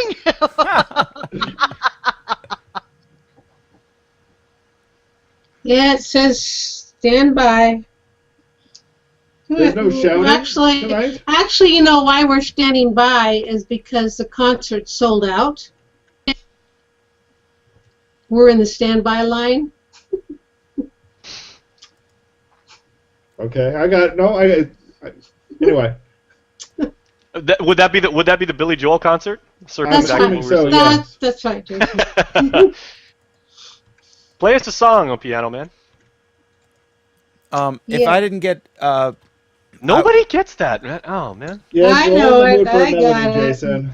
Yeah, nobody. Everybody gets it. Just nobody thinks it's funny. The story of my life. Which is why you do the news, not. Yeah.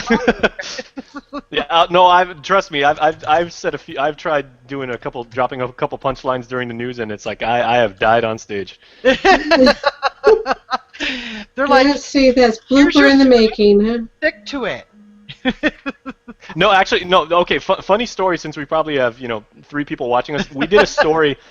Dan, if I can just divert, we did a story about maybe Feel 7 free to years ago, divert. and Wait, yeah, wait, and I was Jason's reading. diverting and Dan's not. This is Yeah. what's going on here.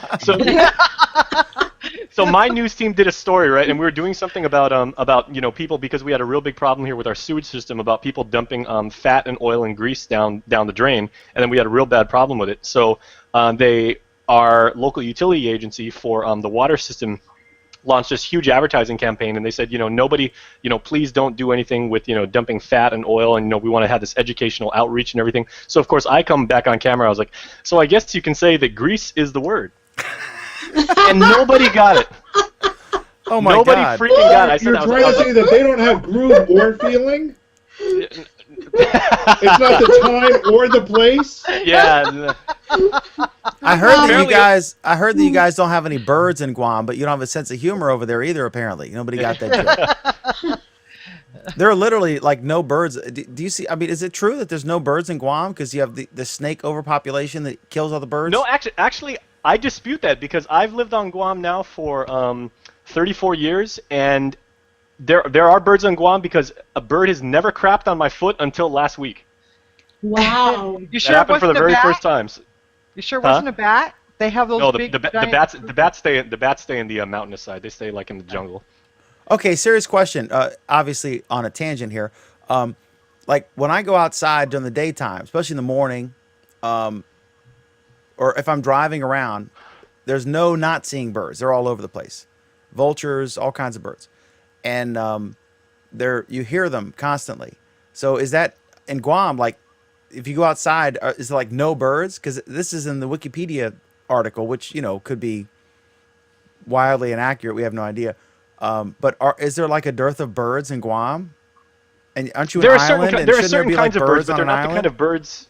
They're not the kind of birds that you see flying around. Like we don't have falcons and we don't have owls or eagles or anything like that. Or, birds that would typically fly all over the place. I mean, we have these little tiny. I'm trying to think of what they'd be like. I mean, we have little swallows and we have Finches? Fairy terns, like finches or like terns, and these are birds the that maybe.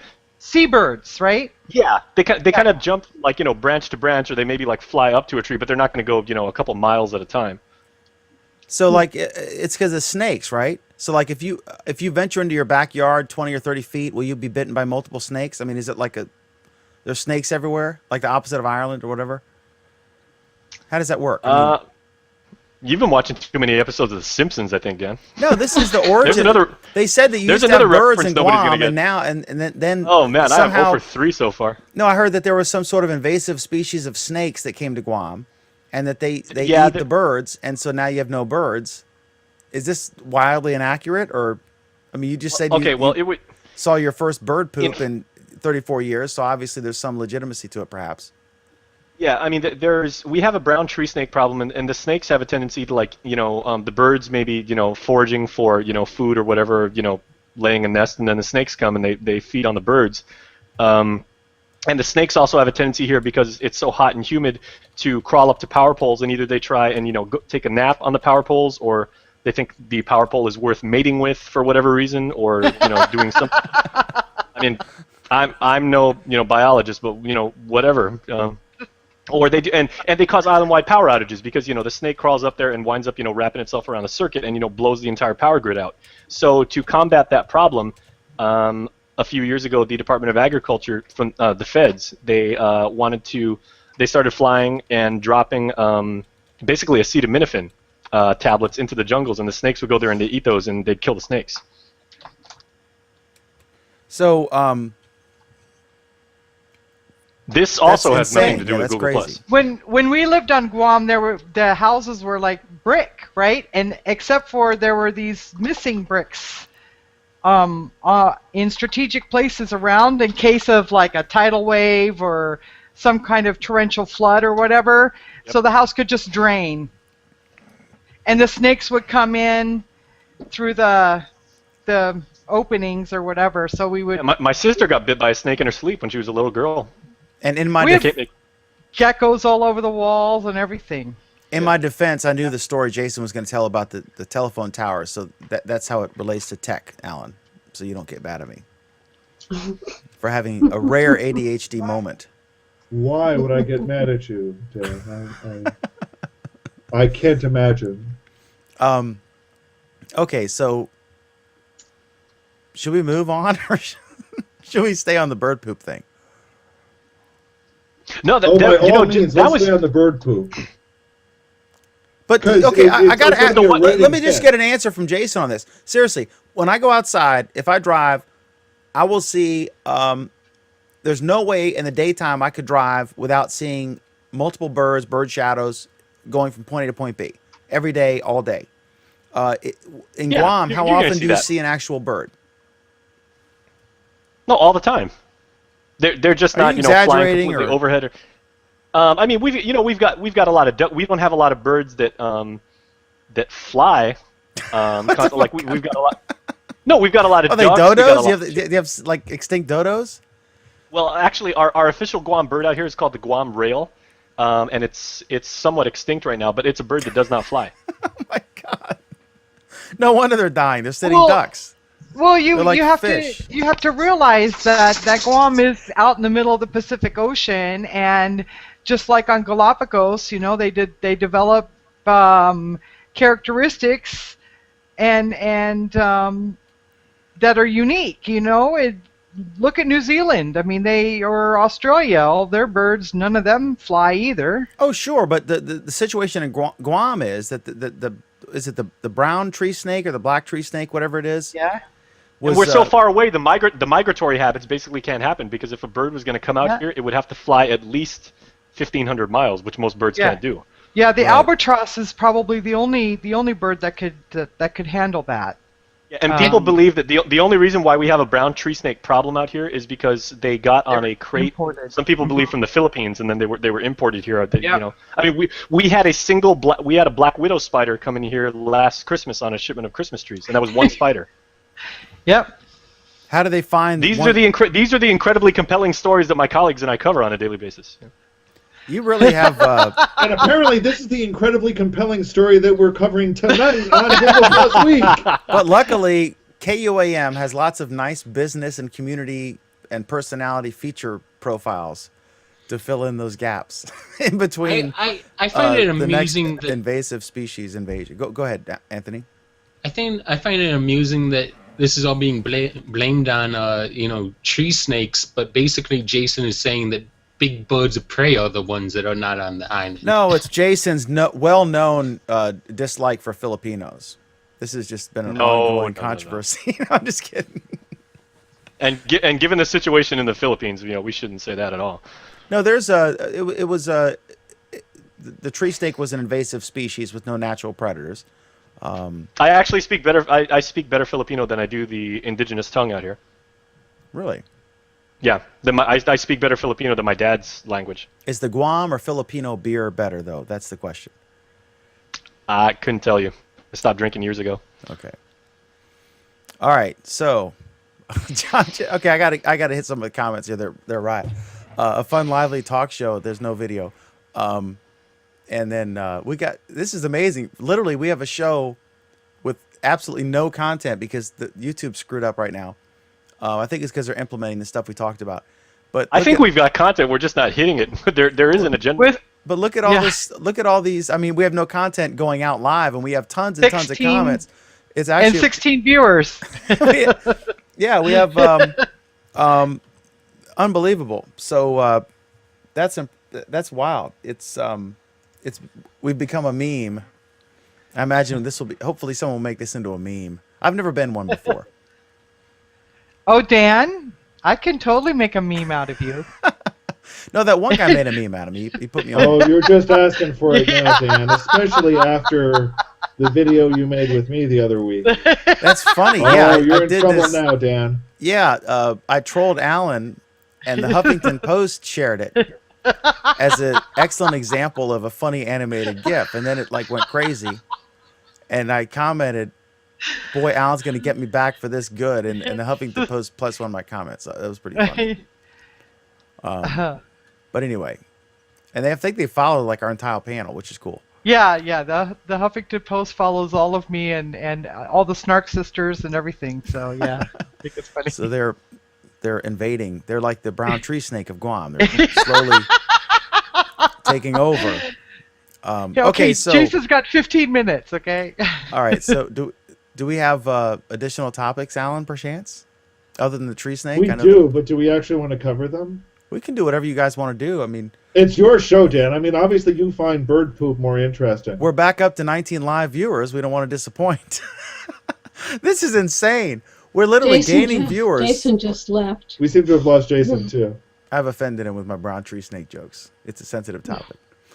So we've we're gaining viewers with no video stream and That's more funny. comments. It's funny. I'm recording this so we can post it afterward. It's pretty. What other topics did you have in there that? Oh, okay. You mean we actually are going to continue? Yeah, sure. Go ahead. Next on the topic list was continuing the Glass story, that the Glass Mirror API is now open for all developers. So this basically means you don't even need a Glass. Yeah, thank you for the yawn, Pam. Thank you, Sheila. Okay. There's truth in humor.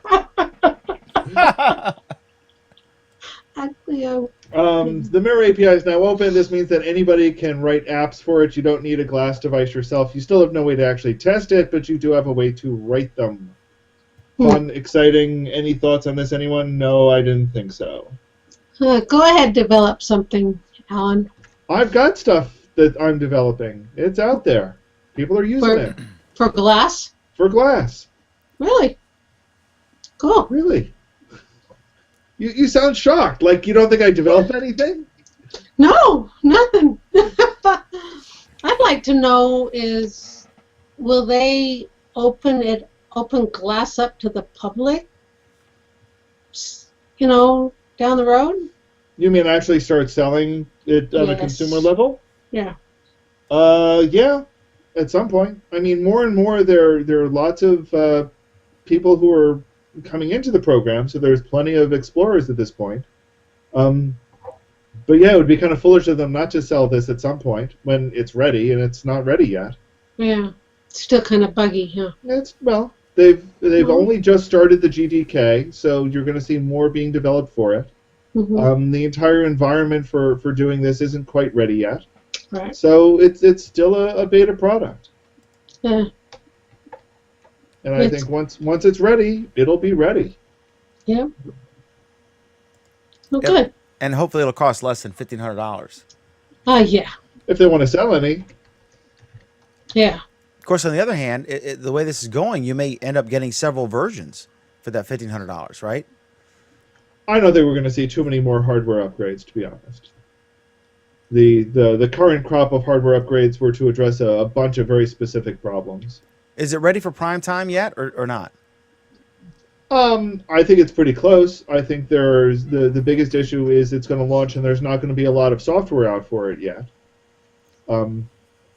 which will make people wonder why they're getting it. But I think it's pretty darn close hardware-wise. Do you know? I just got an interesting comment from someone, Rebecca Mushtak, who asks, "How can I use YouTube in Pakistan?" Do we know? Is it blocked in Pakistan? Anybody know? I don't know. have no idea. I'm not sure. But in general, if you're in one of our international viewers, if some stuff doesn't work in your country, it could be either it's being blocked, or it's they haven't. There's some local law that YouTube is trying to figure out how they can function there within the laws of that jurisdiction, because there's a couple hundred different countries out there, right? So Or it takes you're some running time. into the exact same bug that we're running into tonight, since nobody can see the show tonight. Exactly. So Pakistan, we're on the same page as the United States, and even Guam. Nobody can watch our program. So we are one people this evening, all on the same page. Okay, so what's up next, Alan? So speaking of being all on the same page, not really, but let's pretend that we are speaking of all being on the same page. The Google Plus app for iOS has gotten an upgrade. And with this upgrade comes the iOS users will be able to upload full-size photos. You can now also share your location and assorted other nifty features. And are any of our iOS users here tonight? Yes. Sheila, Yes. tell us about it.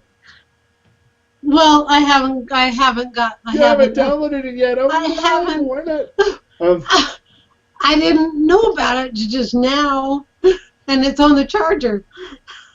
Yes. So you sound very excited about the full Full res, yes. photo upload feature. Why don't you tell us why? Well, because that way, we're not left out.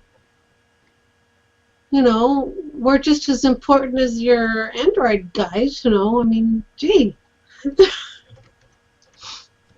Although 'cause I did note that the full-size photo uploads are only available for iOS 7 and up. I've got 7 on my 5. So you seem to luck out. Mm-hmm. Yeah, if you have an iPhone 4, it's not gonna work. You can install iOS 7 on an iPhone 4. Really? Yeah. Oh, Nobody in their right mind would, but you can do it. okay. Well, yeah, just upgrade. Well, that's exciting news. So the link is in the show notes if you want to look at the full set of features. But some of the others include, as I mentioned, location sharing is now working. I've loved location sharing on Android. So what is iOS again? I'm It's just the, kidding. I'm just kidding. I'm totally. No, Pam. Craig's not here, Pam. You can't troll him when he's not here. Just to let you know, there's someone tweeted that there are that LAX is on lockdown, that the cops What? told everyone to get down yeah, on it's the ground. at Terminal 4. Yeah. Really? Oh, it's got some Again. freaky, scary stuff going at that airport. But it could Sheila, be, we don't know, it could be nothing. It could be yeah, just because could of be nothing. the sensitivity because of that location. Yeah. I mean, Yeah. if there was Sheila, a shop every looking- single day, the news, because I get the LA feed, is just full of, Stuff. yeah, so and so killed, so and so, shots fired, robbery, murder, all kinds of stuff. LA's a big city like New York, and it just has lots of stuff like that. It's crazy. Yep. So what's next, Sorry, Alan? Okay, off iOS now. We're excited about that. We have this comment from Nate Swanner. Way to go, YouTube. These comments are great, and this is funny. Yeah, I guess This it's is not in funny. response to the post that I made, calling this one of the most exciting Google Plus Week TV shows that we've ever done. We have 22 viewers now. Yay. We've gone up. This is, it's funny. We've got, 22 people watching a Please Stand By screen, trolling us in the comments and trolling YouTube. That's funny. This free service that we adore and occasionally fails. But this is rare. This is very rare. I don't think this has ever happened. We've never had a whole show not work, right? Yeah, I know you're going to be sending feedback, won't you? No, he'll forget by morning. Anyway, so the next story is one that Pam entered. Pam, you want to tell us about it? Unmute. Pam, you want to unmute yourself and tell us about it? No, I don't. This is the show from Oh, hell. I have no The idea show what did from I hell. enter. This is yours. Fine. So the other so one of the other changes that came in this week is in the comment section on YouTube on Google Plus. The notification system. Notification. Okay. That Yeah, I entered the story, but I didn't read it. I why didn't would know you I was read supposed it? to do. Why would you think of reading it? I can't imagine. So the basics on this is that the layout for notifications has changed a little bit. A little. Previously, it would list all of the notifications that were active, and as you read one or indicated you were done with it, it would just keep piling up at the bottom, and you could scroll down forever. Now it's kind of broken up into ones that you haven't read yet, and a Right. section called read previously, Mm-hmm. and you're able to switch between the two and see which ones you've read. Makes it a little cleaner if you actually do keep up with your notifications. Probably doesn't matter for if you don't. Actually, there used to be early on this week, it used to be where when you were done reading it and then go back to your notification, it would drop off like you could do with your iPhone and or your Google app, and it would just swipe it across. Well, now it doesn't drop off. You just have to go back, and as soon as you go back and then look at your notifications, then it will drop off. So it's not going to always stay there. So Which Pam, is a good thing. now that we've talked about it, do you have any thoughts on this, Pam? After you unmute yourself, do you have any thoughts on this? Yes, you do. So, Would you like to okay. share those thoughts with us? So, yes, so just so everyone knows, it is now very difficult to find the unmute button on the top. And I keep forgetting it's down here as well. And so I have to keep trying to hover over the location for it to show up. So that's why the delay. Oh. Anyway, I think notifications in general are borked, big time. They're whacked out, or Yes, they are messed up, slow. yeah. I get duplicates, missing ones, and stuff like that. I think that there are some refinements maybe that need to happen in the background. I don't know. There are no, But, no, Pam. Let's be generous to them here. There are no refinements that are necessary. The thing needs to be ripped out and fixed completely from the ground, freaking up! It's broken! It's bad! It desperately needs a fix! It needs somebody who can put two semicolons together! Well, And get the bloody thing working! Been waiting for Alan to do something like this. So I find it odd that instead of fixing the notifications, You they find it decide odd to that add instead of fixing new something, they're features. just gonna screw it up further? Really? Really? How many years have you been on Google Plus? And it never ceases to amaze me. Maybe. You know.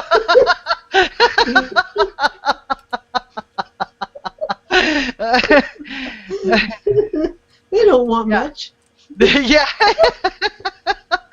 It's like Just a little I- smoother ride. That's all. Yeah, I don't really care if I can now, share from the Hangout window. I just want to get share the from the notification? notification window. I just want to get the frickin' notification. Notifications Yeah. are screwed up. I'll click. For one, I have thousands of unread +1 notifications, and then you click. Okay, you're on the drop down thing. If you have a hot post and you're getting lots of notifications, it's pretty accurate. But then, if you just post whatever, it might be several minutes before you get a notification, and then you That's might get right. it in Gmail, but not in Google Plus. You might get it on YouTube, but not in Google Voice, and then you click on the drop down box, and it says clear all unread notification, or mark as unread, or mark as Yeah. read and get rid of them. Right. The problem Right. is, it shows you like the first 7 out of 10 or whatever it is, and so you got the bottom part, and you can't see those to know if Yeah, you want to unless- mark them as read to get rid of them. And so you scroll down, and then when you scroll down, it produces a bunch of other ones below the fold. Right. So there's no way to actually see all the ones you want to mark as read. It's a fiasco. Well, I think the They ones that gotta are fix marked that. red are the current things. It's like 10 at a time. They're not the whole thing. Yeah. And I misspelled That's Alan's me. name in my humorous So, comment. so we agree notifications are working swimmingly, and these latest changes only make it better. Absolutely. Only healthcare.gov is performing better. Oh yeah, sure. Okay. Yeah. So we have liftoff. Next topic Next topic would be, as I glance down, would be Chromecast. I love my little Chromecast device, and I posted. Well, go ahead. Do the Netflix. Sure. So Story, 'cause- basically, the first story on Chromecast is that the Netflix CEO has said that Chromecast is one of the greatest devices that's out there, and he's given them away for Christmas. I think he's even quoted as saying. That's fantastic because they're really at the top of their game as far as internet programming. I mean, aren't they singularly during prime time the biggest cause of traffic on the internet? They are the largest largest amount of internet traffic right now, and between them and YouTube, they have more than 50% of the traffic on the internet. Yeah, so And that's I forget the exact breakdown. So that's a during lot. prime time, right? So like not at noon, but like during normal hours when someone would watch television. YouTube and Netflix are over 50%, and of those, if you look at Netflix singularly, then they are the number one cause for the number one source of traffic. So and they got game, man. I mean, I got my house. Excuse me, my housekeeper was a big DVD consumer, and I said, "Listen, you gotta get Netflix." And she was buying all these movies on DVD, and she said, I like buying the DVDs, I like having them forever." And I was like, "Well, if you get Amazon Prime and Netflix, you can have basically everything you want." And on the rare occasions there's something you really want, you can spend $3, but it's less than spending, $20 on a DVD. And so I finally got her to do it, and I think I got to tell you, she I've loves it. enjoyed She that. adores it. I've enjoyed Netflix since I got it, but the more I use it, the more irritated I get by just what they're missing, and some of the things they're missing are bizarre. You gotta have Amazon Prime. No, and I mean it's Netflix. things like they're missing episodes of series. Oh, really? So it's like yeah. Hulu, where they would have like episodes like I remember I was watching because I'm a newspaper guy, so I was watching Lou Grant on Hulu, and they had episodes 1 through 3 and 7 through 9, but they didn't have the gaps. Right. And I was like, what the hell is that about? I went to watch the Quantum Leap JFK episode, and that was missing. No indication why it was missing. It just wasn't there. And apparently a lot of people complain about the fact that they've got incomplete series. Well, I can tell you, my advice, Alan, is before you rant about anything on Netflix, proceed with caution. Trust me on that. Why, Dan? What Oh, no experiences have reason. you? No, we don't want to know. No reason at all. Did I mention my Duck Dynasty video? Yeah. I don't know. I mean, it's a nice service. I just wish it was more complete. I find it, kind of disappointing that they've been unable to negotiate some of the deals. But you got to admit, their UI is amazing. Their UI is decent. I think it's amazing. I mean, I've seen love it. worse. I'm watching. I watched the whole 24 series, and now I'm on a Star Trek Voyager kick. Good Lord, man, why? I mean, it's like you. Oh, you just want to watch 7 of 9. Never mind. Yeah, I mean, wow, So the other big deal about Chromecast, however, is a competing service, and it's that HBO Go is now also supported on the Chromecast. A service competing with Netflix, not with Chromecast. Yes, not with Chromecast, no. Yeah, So I another think Nate Swanner is a big fan of that. He loves HBO Go. So that's coming to Chromecast, and it sounds like that there will be additional people coming out with stuff in short order. So it seems like the Chromecast as a production service is nearing its big final, its big release.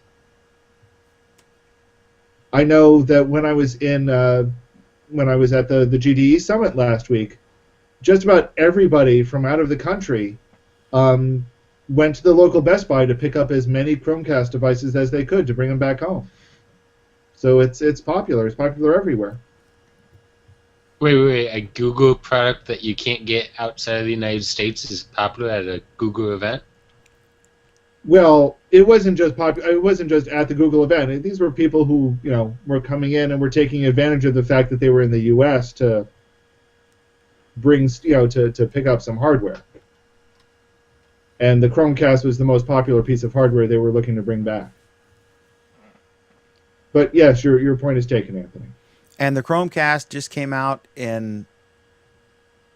This isn't summer. a topic, right? So it's at Staples. It's at Verizon Wireless stores now, and it said the post said Motorola, but apparently you can walk into a Staples and buy a Chromecast now. So it's in a retail store, and it's a neat. It's a But neat device. speaking of retail stores, Dan, Yes, sir. there's been a new store that's opened on the internet this week that's gotten a lot of attention. Do tell. Do tell. This is the Scroogled store, open this week, open for business. They are selling some great T-shirts and some excellent coffee mugs. In fact, I understand that the coffee mugs have sold out. These are, if you haven't seen it, I strongly suggest it. So I think these are. They have some incredibly clever T-shirts. I think one of the ones is, keep calm while we steal your data. Some other really, really clever stuff there. I understand that the Chrome team inside Google has bought a bunch of them for their engineers. and that these are widely popular inside Google itself. Google, when asked for a statement on the subject, replied, Microsoft's latest venture comes as no surprise. Competition in the wearables space is heating up. That's epic. Yeah, I hate.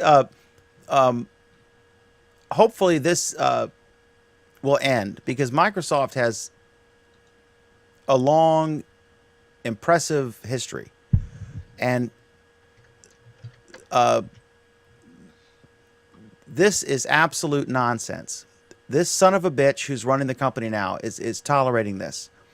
These bastards doing this stuff. It really pisses me off because it's just if you want to build a better search engine, build it and people will come, just like Field of Dreams. But the notion that you should just if someone is if I go to a butcher or any store and instead of talking about their product, they just are trashing their competition. That is the first sign that their product sucks. And Bing sucks, and Microsoft under Ballmer sucks. And instead of innovating, they're litigating through this whatever they call it thing, that the latest of many lawsuits, and they're trying a PR battle. And it's absolutely outrageous, and they should be ashamed of themselves. And I can't believe that Bill Gates is tolerating this. It's just unbelievable how Bill Gates can run around the world with his PR people, saving the world from polio and what have you, and then allow this moron Ballmer to trash Google for being innovative, instead of saying, "Hey, Steve, why don't you come up with a search engine that doesn't suck, and people will search there." Instead, they come up with cheap slogans and just absolute bullshit nonsense, and this pisses me off. Forgive my French for the last 5 minutes. Go ahead. I just want to know if on Black Friday, if the Microsoft store is going to have these T-shirts as doorbusters, because if they are doorbusters, then I am so there at 6 a.m. when the doors open. Maybe they're secretly promoting Google Now, Alan. Maybe How this would is they all a big secretly be promoting Google Now? because steal my data, know that I go to work at whatever time at this place, and show me directions and the weather forecast, and if you're flying, they can tell you what the weather's going to be like on the flight, if there's going to be turbulence. But for data, that wouldn't exist. I mean, Google's actually innovating. I mean, I'm like, Yeah, but people don't think steal of my it that data, way, please. I know they don't. They just see these stupid slogans, and I'm sure it has an impact. And that's what pisses me off, because they're too smart to not know that people will believe this. That's why they're doing it. And it's disingenuous at best. And I just think it's sleazy and disgusting, and it's beneath Microsoft. And being beneath Microsoft is saying something. So that's my 2 cents. You know what? I don't even know how much of it is so much the attack. I mean, maybe it's all about the attack, but as much as just getting people to go to the the Screwgood website, and maybe a few people actually find out about Bing that somehow didn't know about it before, or maybe they come back and look at it after years of not having it at the forefront of their minds, and maybe a few people are using Bing now that wouldn't use it before, regardless of the smear campaign that Microsoft is pushing.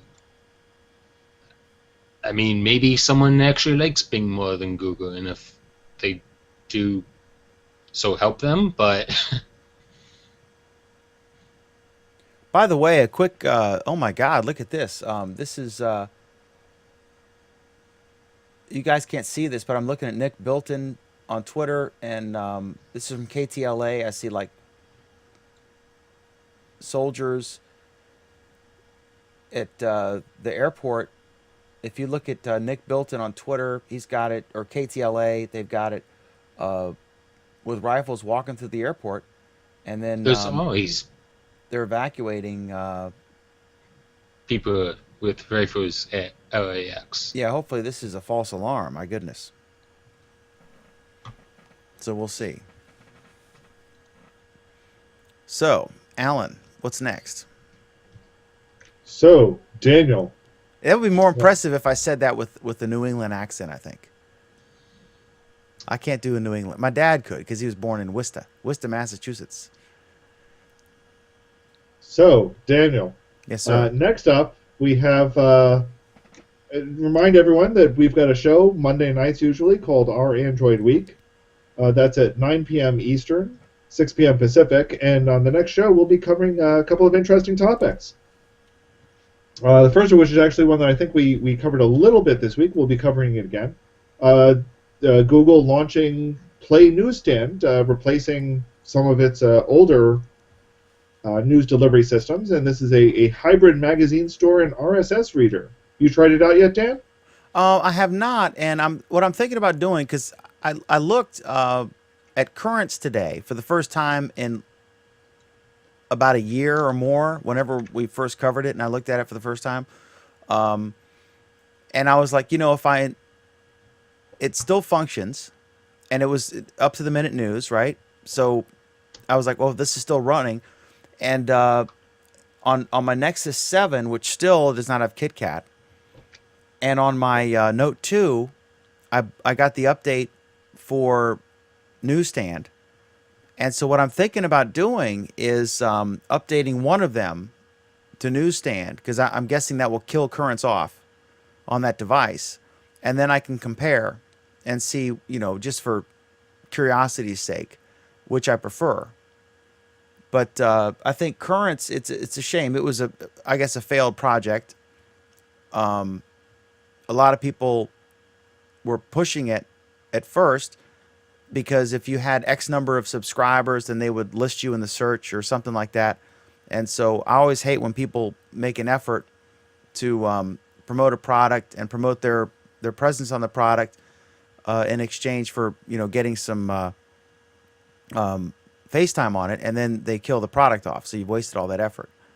But and I have no idea if any of that will carry over. If someone was prominent on Currents, if that'll transfer over to Newsstand. So I'll see. But I think what I'm going to do is I'm going to upgrade one of them and then leave the other one and not upgrade to Newsstand and compare.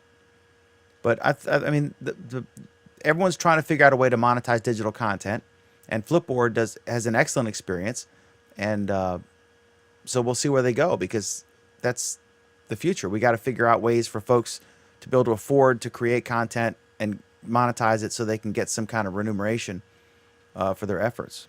And this is Google's latest foray into that. The other story that we're going to be covering is the FCC is apparently starting to float the idea of allowing voice over cell phones during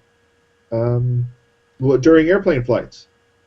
And you asked us to put this in, Dan, for some reason, so you know something about it, I hope. Yeah, this is actually, they're getting a backlash. The FCC chairman, who so far so good, he seems to be a net neutrality guy. He seems to be out for the consumer's benefit and not on the take from the big corporations who want to, turn around and grab your ankles. We're taking your money. And so I'm excited about that. And then there were several announcements from him, like allowing Wi-Fi. And this is not all him. I mean, this is just, he happened to be in the seat. This is stuff that's been ongoing for a while. It's about like a year-long process for these things to come to fruition. And he's only been in office for about a month. So he just happens to be in the chair, but he's saying all the right things. So I'm all for the Wi-Fi and being able to text message and that sort of thing in a plane, because that's cool. Honey, we're an hour late, that sort of thing. That's cool. But then he floated this theory of allowing actual phone calls for planes over 10,000 feet in the air. And apparently the issue is they would have an antenna that would degrade the signal to a point where it wouldn't interfere. And they said that their concern was that if you were in an airplane with a regular cell phone at full power, 0.6 watts, that because of you're not on the ground, you're up in the air, that it would overwhelm a bunch of cell things. I think that's kind of my layman's description of it. So that was their concern. It wasn't so much you would bring down the plane, but there was a big pushback and sort of a people concerned that, do you want to be on an airplane where 150 people or 400 people on a 747 are all talking on the phone about stuff and you're trying to take a nap or whatever. So that's kind of interesting. And I've flown like 1,000 times or more all around the world. That may be a low estimate. I'm not sure because from my birth, I was flying constantly. But what do you guys think? Alan, you just recently flew to California and back. Would you, do you think this is something where they should be allowed to do it and hopefully people will behave themselves? Because really, people can use a cell phone on a train, they can use it on a bus, and there's no uproar. Yeah, and they have a lot of problems with using it on a train. That's why on trains they create quiet cars that are ignored. So there are serious issues with using it on a train. I think this is a great idea with one tiny little caveat. I think the per minute fee should be about $5 a minute. So go ahead, if you've got somebody who wants to blow $5 a minute on a phone call, let them. I think it would be even better if $4 of that $5 were given to the people sitting next to you. Pam, do you think a sin tax is the answer to the opponents of the cell phone on airplane movement? Okay, when they started allowing dogs in the cabin, I was irritated, highly irritated. What do you mean allowing dogs in the cabin? Yeah, like your typical they- dog they- or like a seeing eye dog? No, they allow small dogs as long as they fit under the, supposedly fit under the seat. You can bring your little fucking pooch in a box or a bag or You can bring a some freaking kind of- dog on an airplane? Yes, and Oh yeah, very popular. Poopsie's supposed to be contained, but of course, oh, the little thing is whining, and so they take it out, and so then you have a dog on someone's lap on the airplane, and I mean that was irritating enough, and now I have to listen. Look, I go to the grocery store and I hear these conversations. I'm like, really, you're talking about this in public?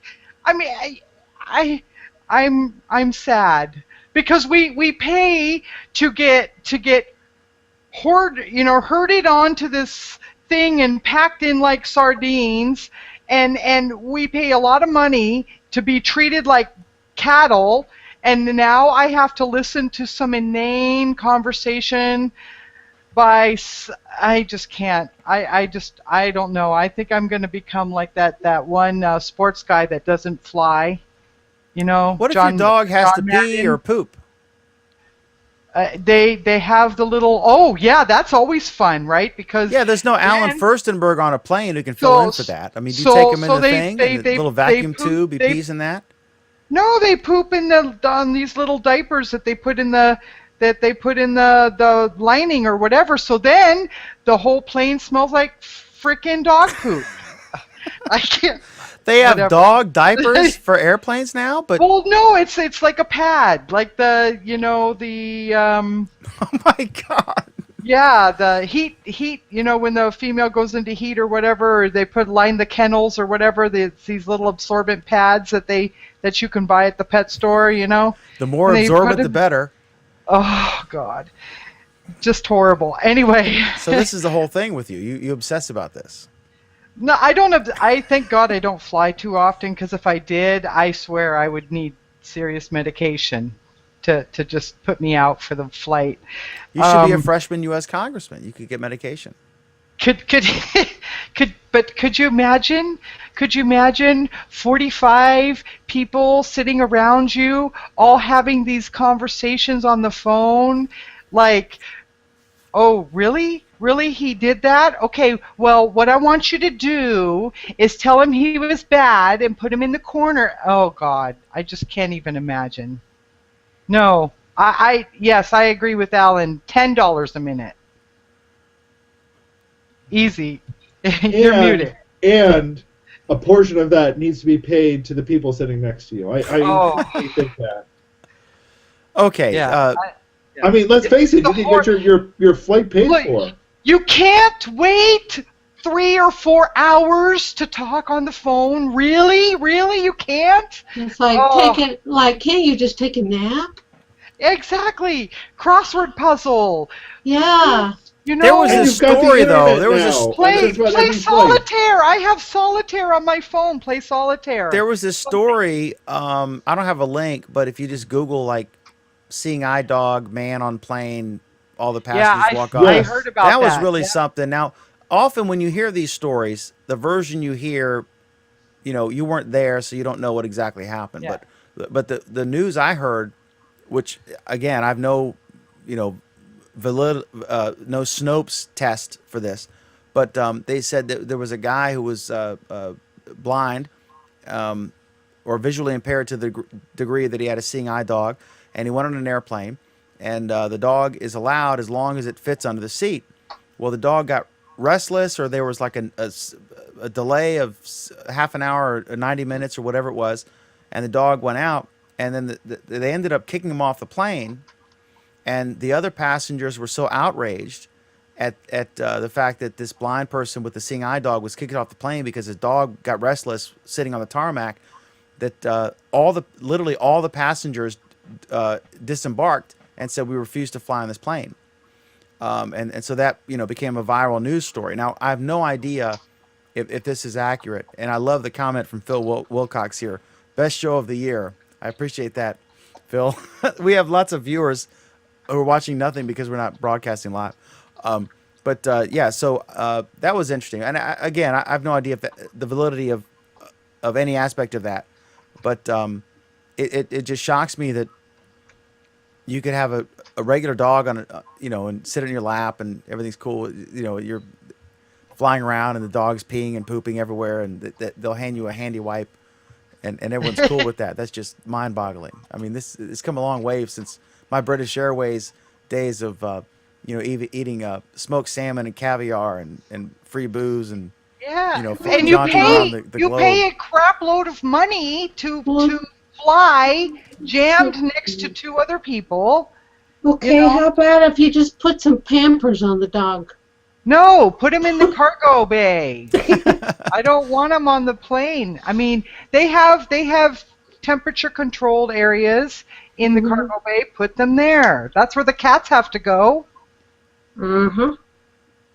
So you can have a dog but not a cat. So this is discrimination, blatantly. I would prefer no pets. I would prefer no kids on the plane if I Maybe could they could get have a away pet with it, section. Yeah, put the kids in the cargo bay, right? And they can but you know dog what? walk. But I remember when you could smoke on an airplane. Really? know? Yeah, they had the And- smoking yeah, section in front. That's right. And you could still Yes. smell. Yeah. That I hated. So yeah, So it's just Dan- another thing. So Dan, how was your Google Plus week? I swear to God, I was about to say, Alan, how was your Google Plus week? Okay, so I apologize, first of all, to our viewers. I don't know why I'm apologizing since They no can't one hear you can watch now. it. But What's we your- have we've hit the mid-20s during the show, which is pretty good for having no live stream. I mean, just a please stand by thing. So I apologize for that. YouTube, as we discussed earlier, they're incorporating some Hangout on Air technology into the YouTube Live system. And I'm guessing that is the cause of the glitch because this is the first time this has happened. But this is a great. You're overly optimistic, Dan. Well, I'm He's hoping. it's a No, free we hope. service, so I'm not going to bitch, right? Too much. If it happens regularly, then I'll start bitching. But it was kind of interesting because it was a unique phenomenon we got to observe as we had lots and lots of live comments and lots of live viewers for a program that wasn't being broadcast. It's almost like the Super Bowl, is blacked out and everyone's still tuned to the channel and commenting on it. How crazy is that? So that was fun. They are dedicated to Dan, They're dedicated That's- to Google Plus Week, to the show. the longest running program. Even we don't even need to broadcast video. We could just phone it in, obviously, or telegraph it in. So anyway, Wrap up. for folks thinking about Kennedy, we appreciate that, and it was interesting. I wasn't there, I wasn't alive, but I appreciate the strong emotion that's been invoked over this, and it was really interesting, and it was great to be able to talk to folks who were alive then and get some perspective on that, because to me, a black and white picture of history is a black and white picture. It could be Lincoln or Kennedy or World War I or whatever. But to actually be able to talk to people who, were around then, and it wasn't that long ago, was very interesting to me. And I got the paper out yesterday. We did a Kennedy issue. We My managing editor is a huge Kennedy fan. He's 20 years older than me. I'm 45. He's 65. And he pushed me. And at first I was like, man, it's not local. I don't want to do it. And then as I saw the coverage ramp up everywhere, I was like, okay, we'll do it. So I laid the paper out myself yesterday, start from like 7:30 in the morning till about 2 a.m. So that's why I'm like a zombie tonight. Every other week I'm a zombie on this show because I've laid the paper out. So I did a special pull-out, like collector's edition tab in the middle, so like a 12-page thing, and we give the paper away. So it's not like we're trying to sell product, and we sell out, or everyone takes them all anyway every time. But it was interesting and fun. I learned a lot, and so it's been really interesting watching the coverage. And I would encourage you, especially if you have kids, to watch some of that stuff, because CBSNews.com, and I think NBC's doing a similar thing. CBS News was on for 4 days straight, 24/7, and covering this. And they're streaming it live on their CBSNews.com website. If you go to my stream, you'll see the actual link to the stream, or just go there. I'm sure they have it. But it's really educational, and it's interesting because it's, as much as people can describe something, when you're watching the live coverage as it unfolded, it kind of puts you in that place, and you can have a better perspective. It doesn't transport you back in time like Sliders, where you can actually relive it, but it's the next best thing. So for their, technological disadvantages compared to today, CBS did a pretty good job, as did I guess all the networks covering it. So my Google Plus week was good. It was it's been a somber day because of the JFK stuff.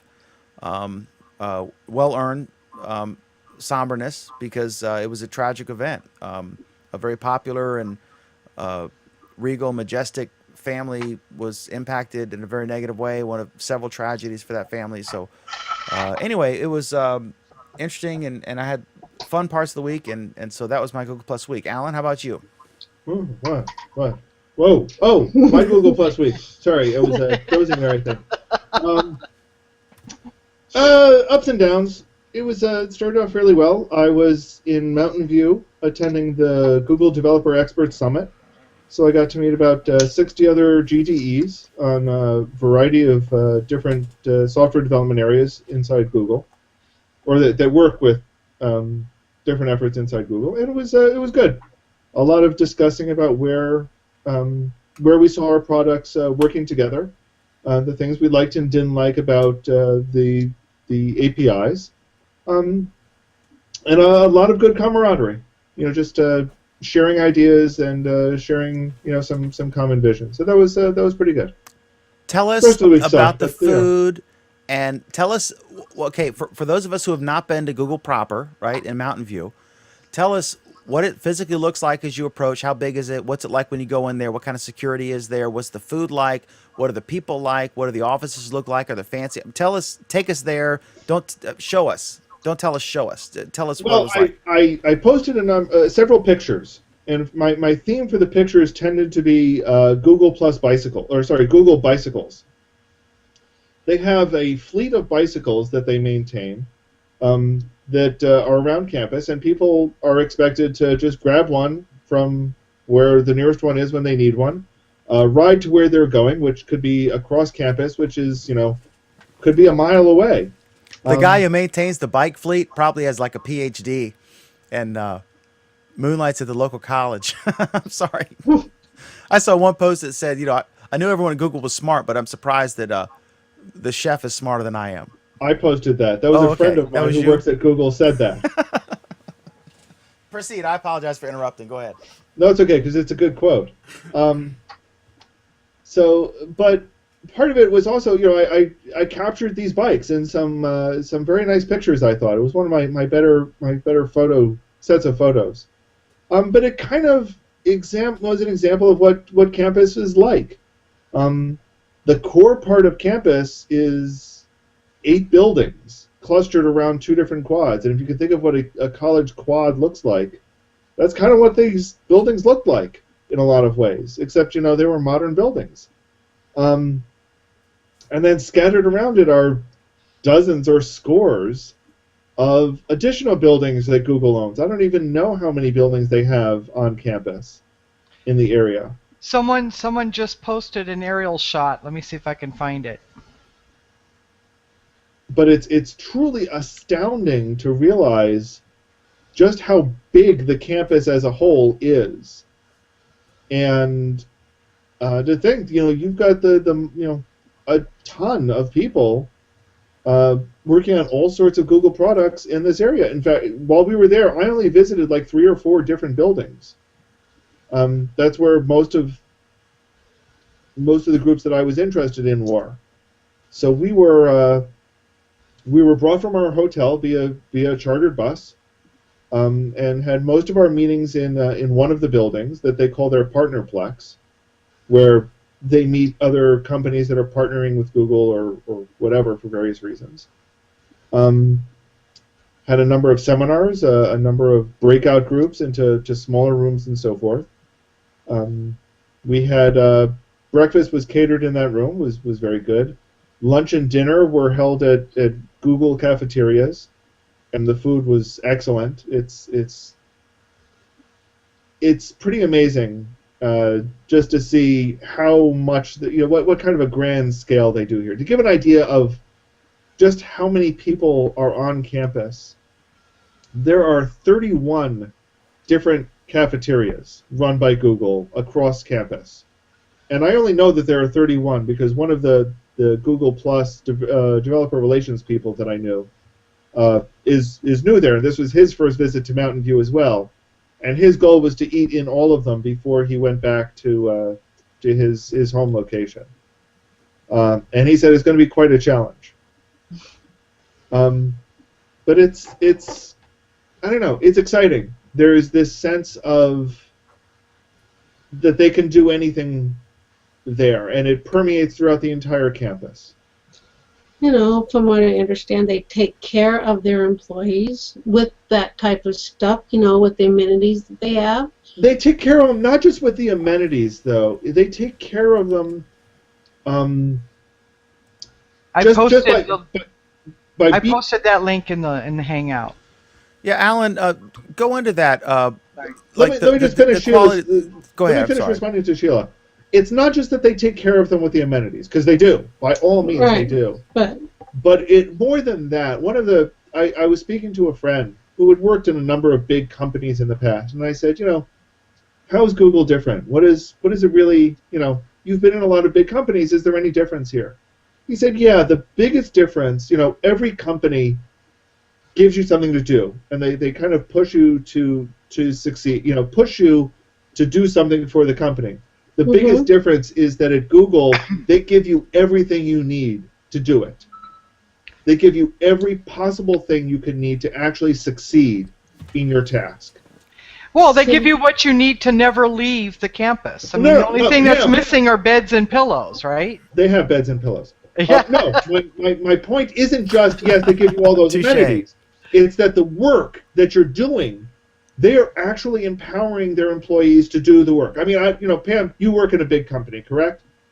Yes. How often do you feel like, your boss asks you to do something, and you're just like, I can't do this because I need to coordinate with this other division, and they're not talking to me, and I need this sign-off from this vice president, and their secretary's snowballing me, and Yeah, exactly. Okay? The difference is that Google, each person is empowered to get it done. that's what I mean, is they take care of their employees. I mean, they value their employees for what they have to offer.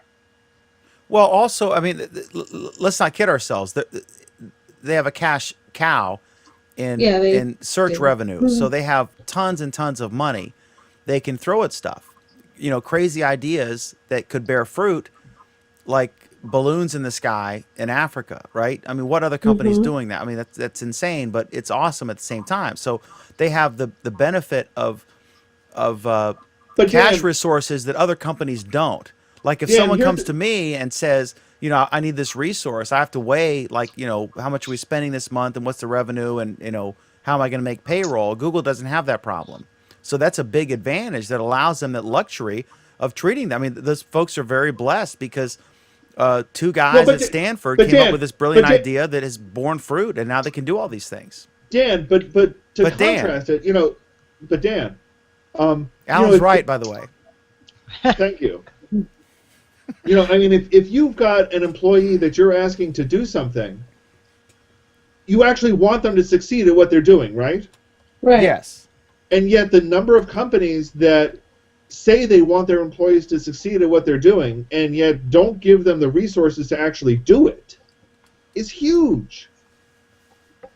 I mean, you know, Pam and I have worked at big companies, and we've seen it. We've seen the fact that really sometimes Yep. you wonder if they're just setting up your employees to fail. Yep. I work for a or big if company anyone too. talks to anybody. Right. Yeah. I mean, you wonder about that at Google sometimes, honestly. But here it at least seems like Google is trying to have their employees succeed because they know when their employees succeed, the company succeeds. That's right. I want to ask you about the food, Alan, before we go to Pam. You missed my comments about the food, apparently. But okay, go No, I ahead and did, ask me but about I the want you food. to elaborate. Like, describe the variations, what types of food establishments there are, like low end, high end, or is it all the same? What's it like when you walk They- up? How many people are eating? It's What free. It's free, Dan. You don't pay for the food. So what do you mean low end, high end? It's No, all I mean there free. could be. I'm sure there's like a place where you can get a little sandwich, and there's a place where you can get maybe filet mignon. I don't know, no idea. I'm just trying to get a. I want to be. I'm curious what it's like over there. What Well, you saw, Alan? I'm Well, trying to think. they do run out of some things, like some popular dishes or whatever. They do run out, so they make a finite amount of certain dishes and stuff. And the only reason I know that is because I happened to ask. But yeah, so that's all I know about the food. It's good food. I mean, we were at. Yes, they've got restaurants that have different themes at them. So we went to the Mexican-themed cafeteria, which was excellent. You know, make burritos in front of you to your request. That was the big item there. In addition to the regular round of drinks, they also had an iced rice milk drink and an iced coffee drink as well. How many people? What's the seating capacity? Are these little tiny cafes? Or are these like 4,000 people or what? I'm trying to picture this. The iced rice drink is called horchata. Thank you, Pat. I'm embarrassed having been born in Whatever, Japan, it was I didn't know really that. good, and I wish I had more that day. How big are these places? That cafeteria would probably hold about 100 people, maybe 200. I'm bad at estimating like that, but that would be my guess, is a couple of hundred. Were most staying and eating there, or most like? Is there like carry out, and you can take it back to your office on a There tray? is or how carry does that out. work? There were carry out boxes for all of them. I know some people did because we would see people carrying the cafeteria boxes around, but a lot of people sat there and ate and talked to coworkers or talked to friends from other parts of campus that they would meet up with. How many celebrities in our geeky tech world did you meet? How many celebrities in our geeky tech world did I meet? That all depends who you define as a celebrity. So certainly there were the other GDEs there, which, some of these are pretty big names. They're developers who have been doing a lot of stuff that you might not know their name, but you might recognize some of what they've been doing in their fields. I recognized a few of them only because I had seen their work. Other than that, not a lot. Natalie Villalobos was there doing a presentation, and it was great to see her again. It's always great to see the Google Plus developer relations people who I know who, many of you probably don't because you don't develop Google Plus software. A lot of it was focused on developers. So there was not a lot of the more public figures that we see a lot. We didn't meet up with community managers, for example. We didn't see Google top executives, obviously. But Louis Gray did a presentation. It was good to see him. So we saw a couple of the names that are out there, but for the most part, it was focused on developers With great food. with great food. All right, so who's left? Pam? Yeah, I have nothing to say. That's Anthony's line. You can't steal Anthony's line. Yeah, my Google Plus week was okay. I mean, as soon as I updated my phone with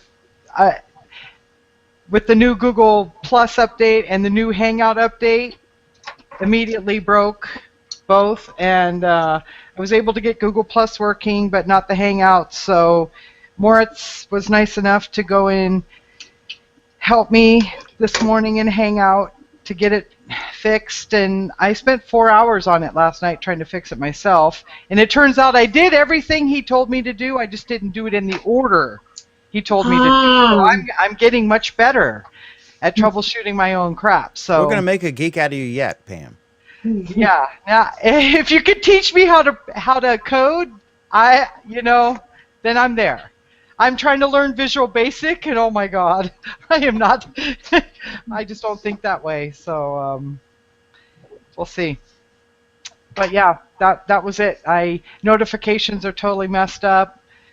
Chrome is slow.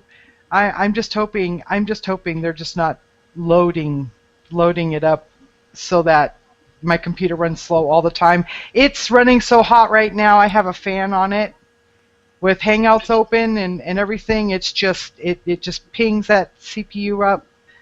I'm really hoping that they're able to streamline it a little bit. Otherwise, I mean, I can't afford to go out and buy a new computer just to do these Hangouts, right? So, anyway, rant over. Hulk Hogan followed me back tonight. Really? Interesting. I did circle him. But Were you part of the Hulk Hogan Hangout on Air?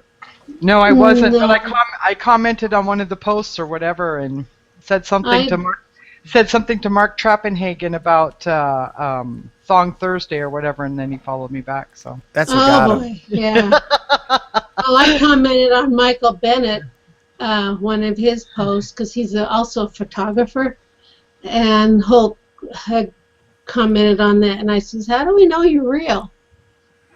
And Michael's going, "Well, you better watch the show then." It's like, he's just getting onto G+. How do you know he's the real guy? Because he's not been verified just yet. He's verified. He is now? Verified. Yep. Mm-hmm. Yep. Okay. Because he wasn't initially. Yep. He is now. Well, good. All right, did we hear from Sheila on her Google No, we Plus? didn't. Sheila, how was your Google Plus week? Well, I like my Google Plus week because, I like the YouTube Google Plus interaction, because you can comment on the YouTube, and then it goes on to your G Plus stream.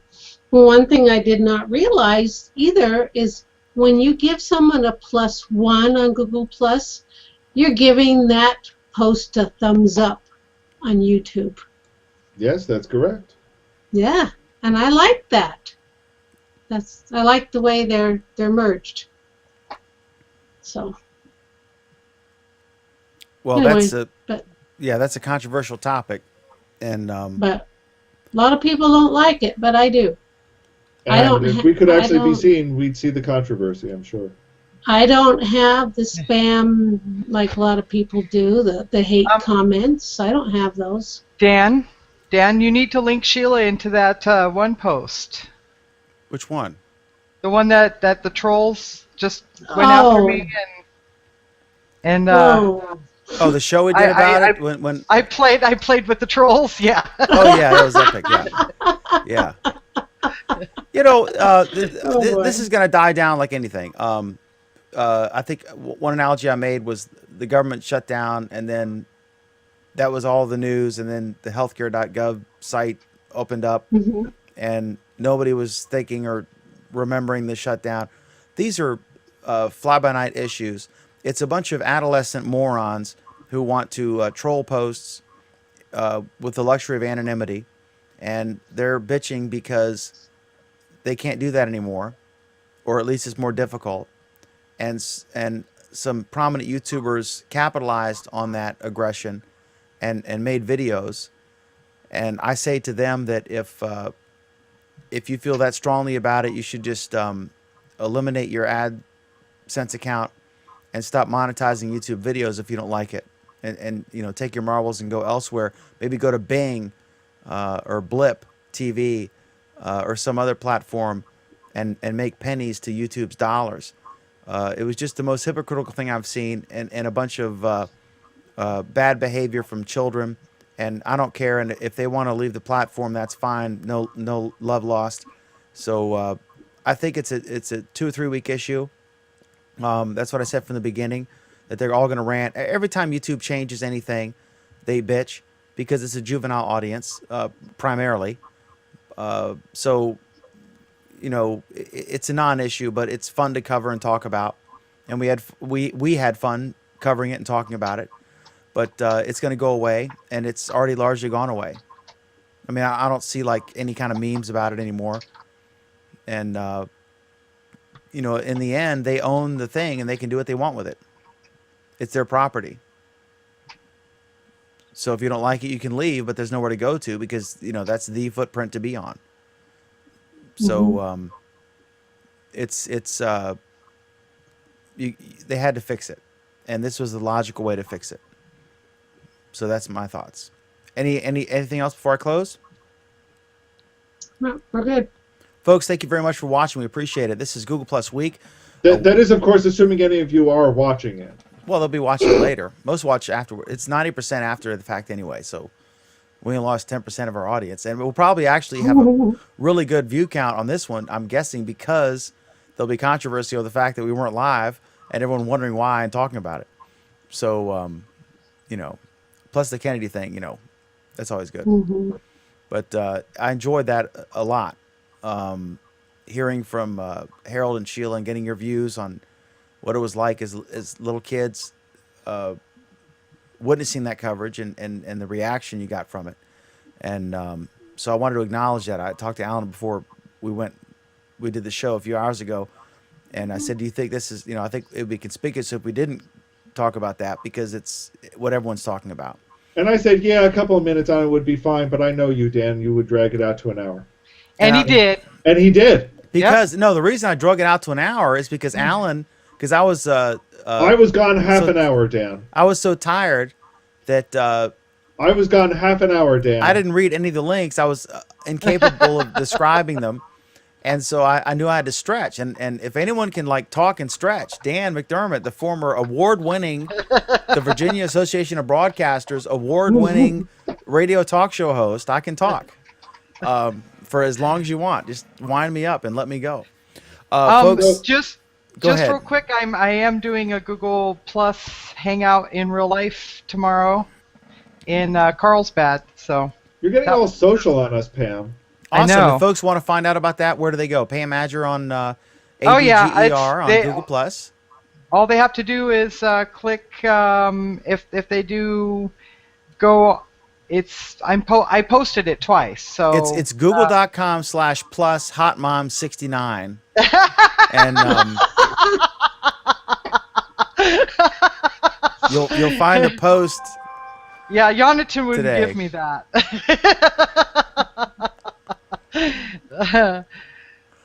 Yeah, so it's on my page. You can find it. So it's in Carlsbad tomorrow, 4:00. So I see your mustache pick up now. That kind of kills the vibe. Yeah, I posted about that too. I said, you know, every year I do this Movember thing in one way or another, and I don't get the creepy peen hangout requests or anything during the whole month that I have a mustache. I might be onto something. So I that's definitely a deterrent. Thanks so much to the panel. We appreciate it, all of you. We adore you, and thanks to our archive viewers, since there are no live viewers.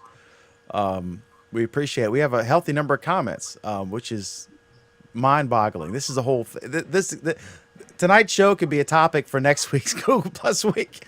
It was such a fiasco, but we appreciate it, and thank you so much. We do 2 shows. Our Android Week is Monday nights at 9 p.m. Eastern Time, 6 p.m. Pacific, and that's every Monday night. We were delayed this past week, but normally it's Monday night. And then Google Plus Week, which is the longest running show, #1 Google Plus show, and that's every Friday at 8:30 p.m. Eastern Time, 5:30 p.m. Pacific. Although we have our occasional glitch, as you can see. So in any event, thank you very much for watching or listening and commenting. We really appreciate it. It's so much fun. We all do this for free. It's just a blast. So to all of you watching after the fact, you still count. We appreciate it. And to all of you, I want to wish each of you an epic Google Plus week.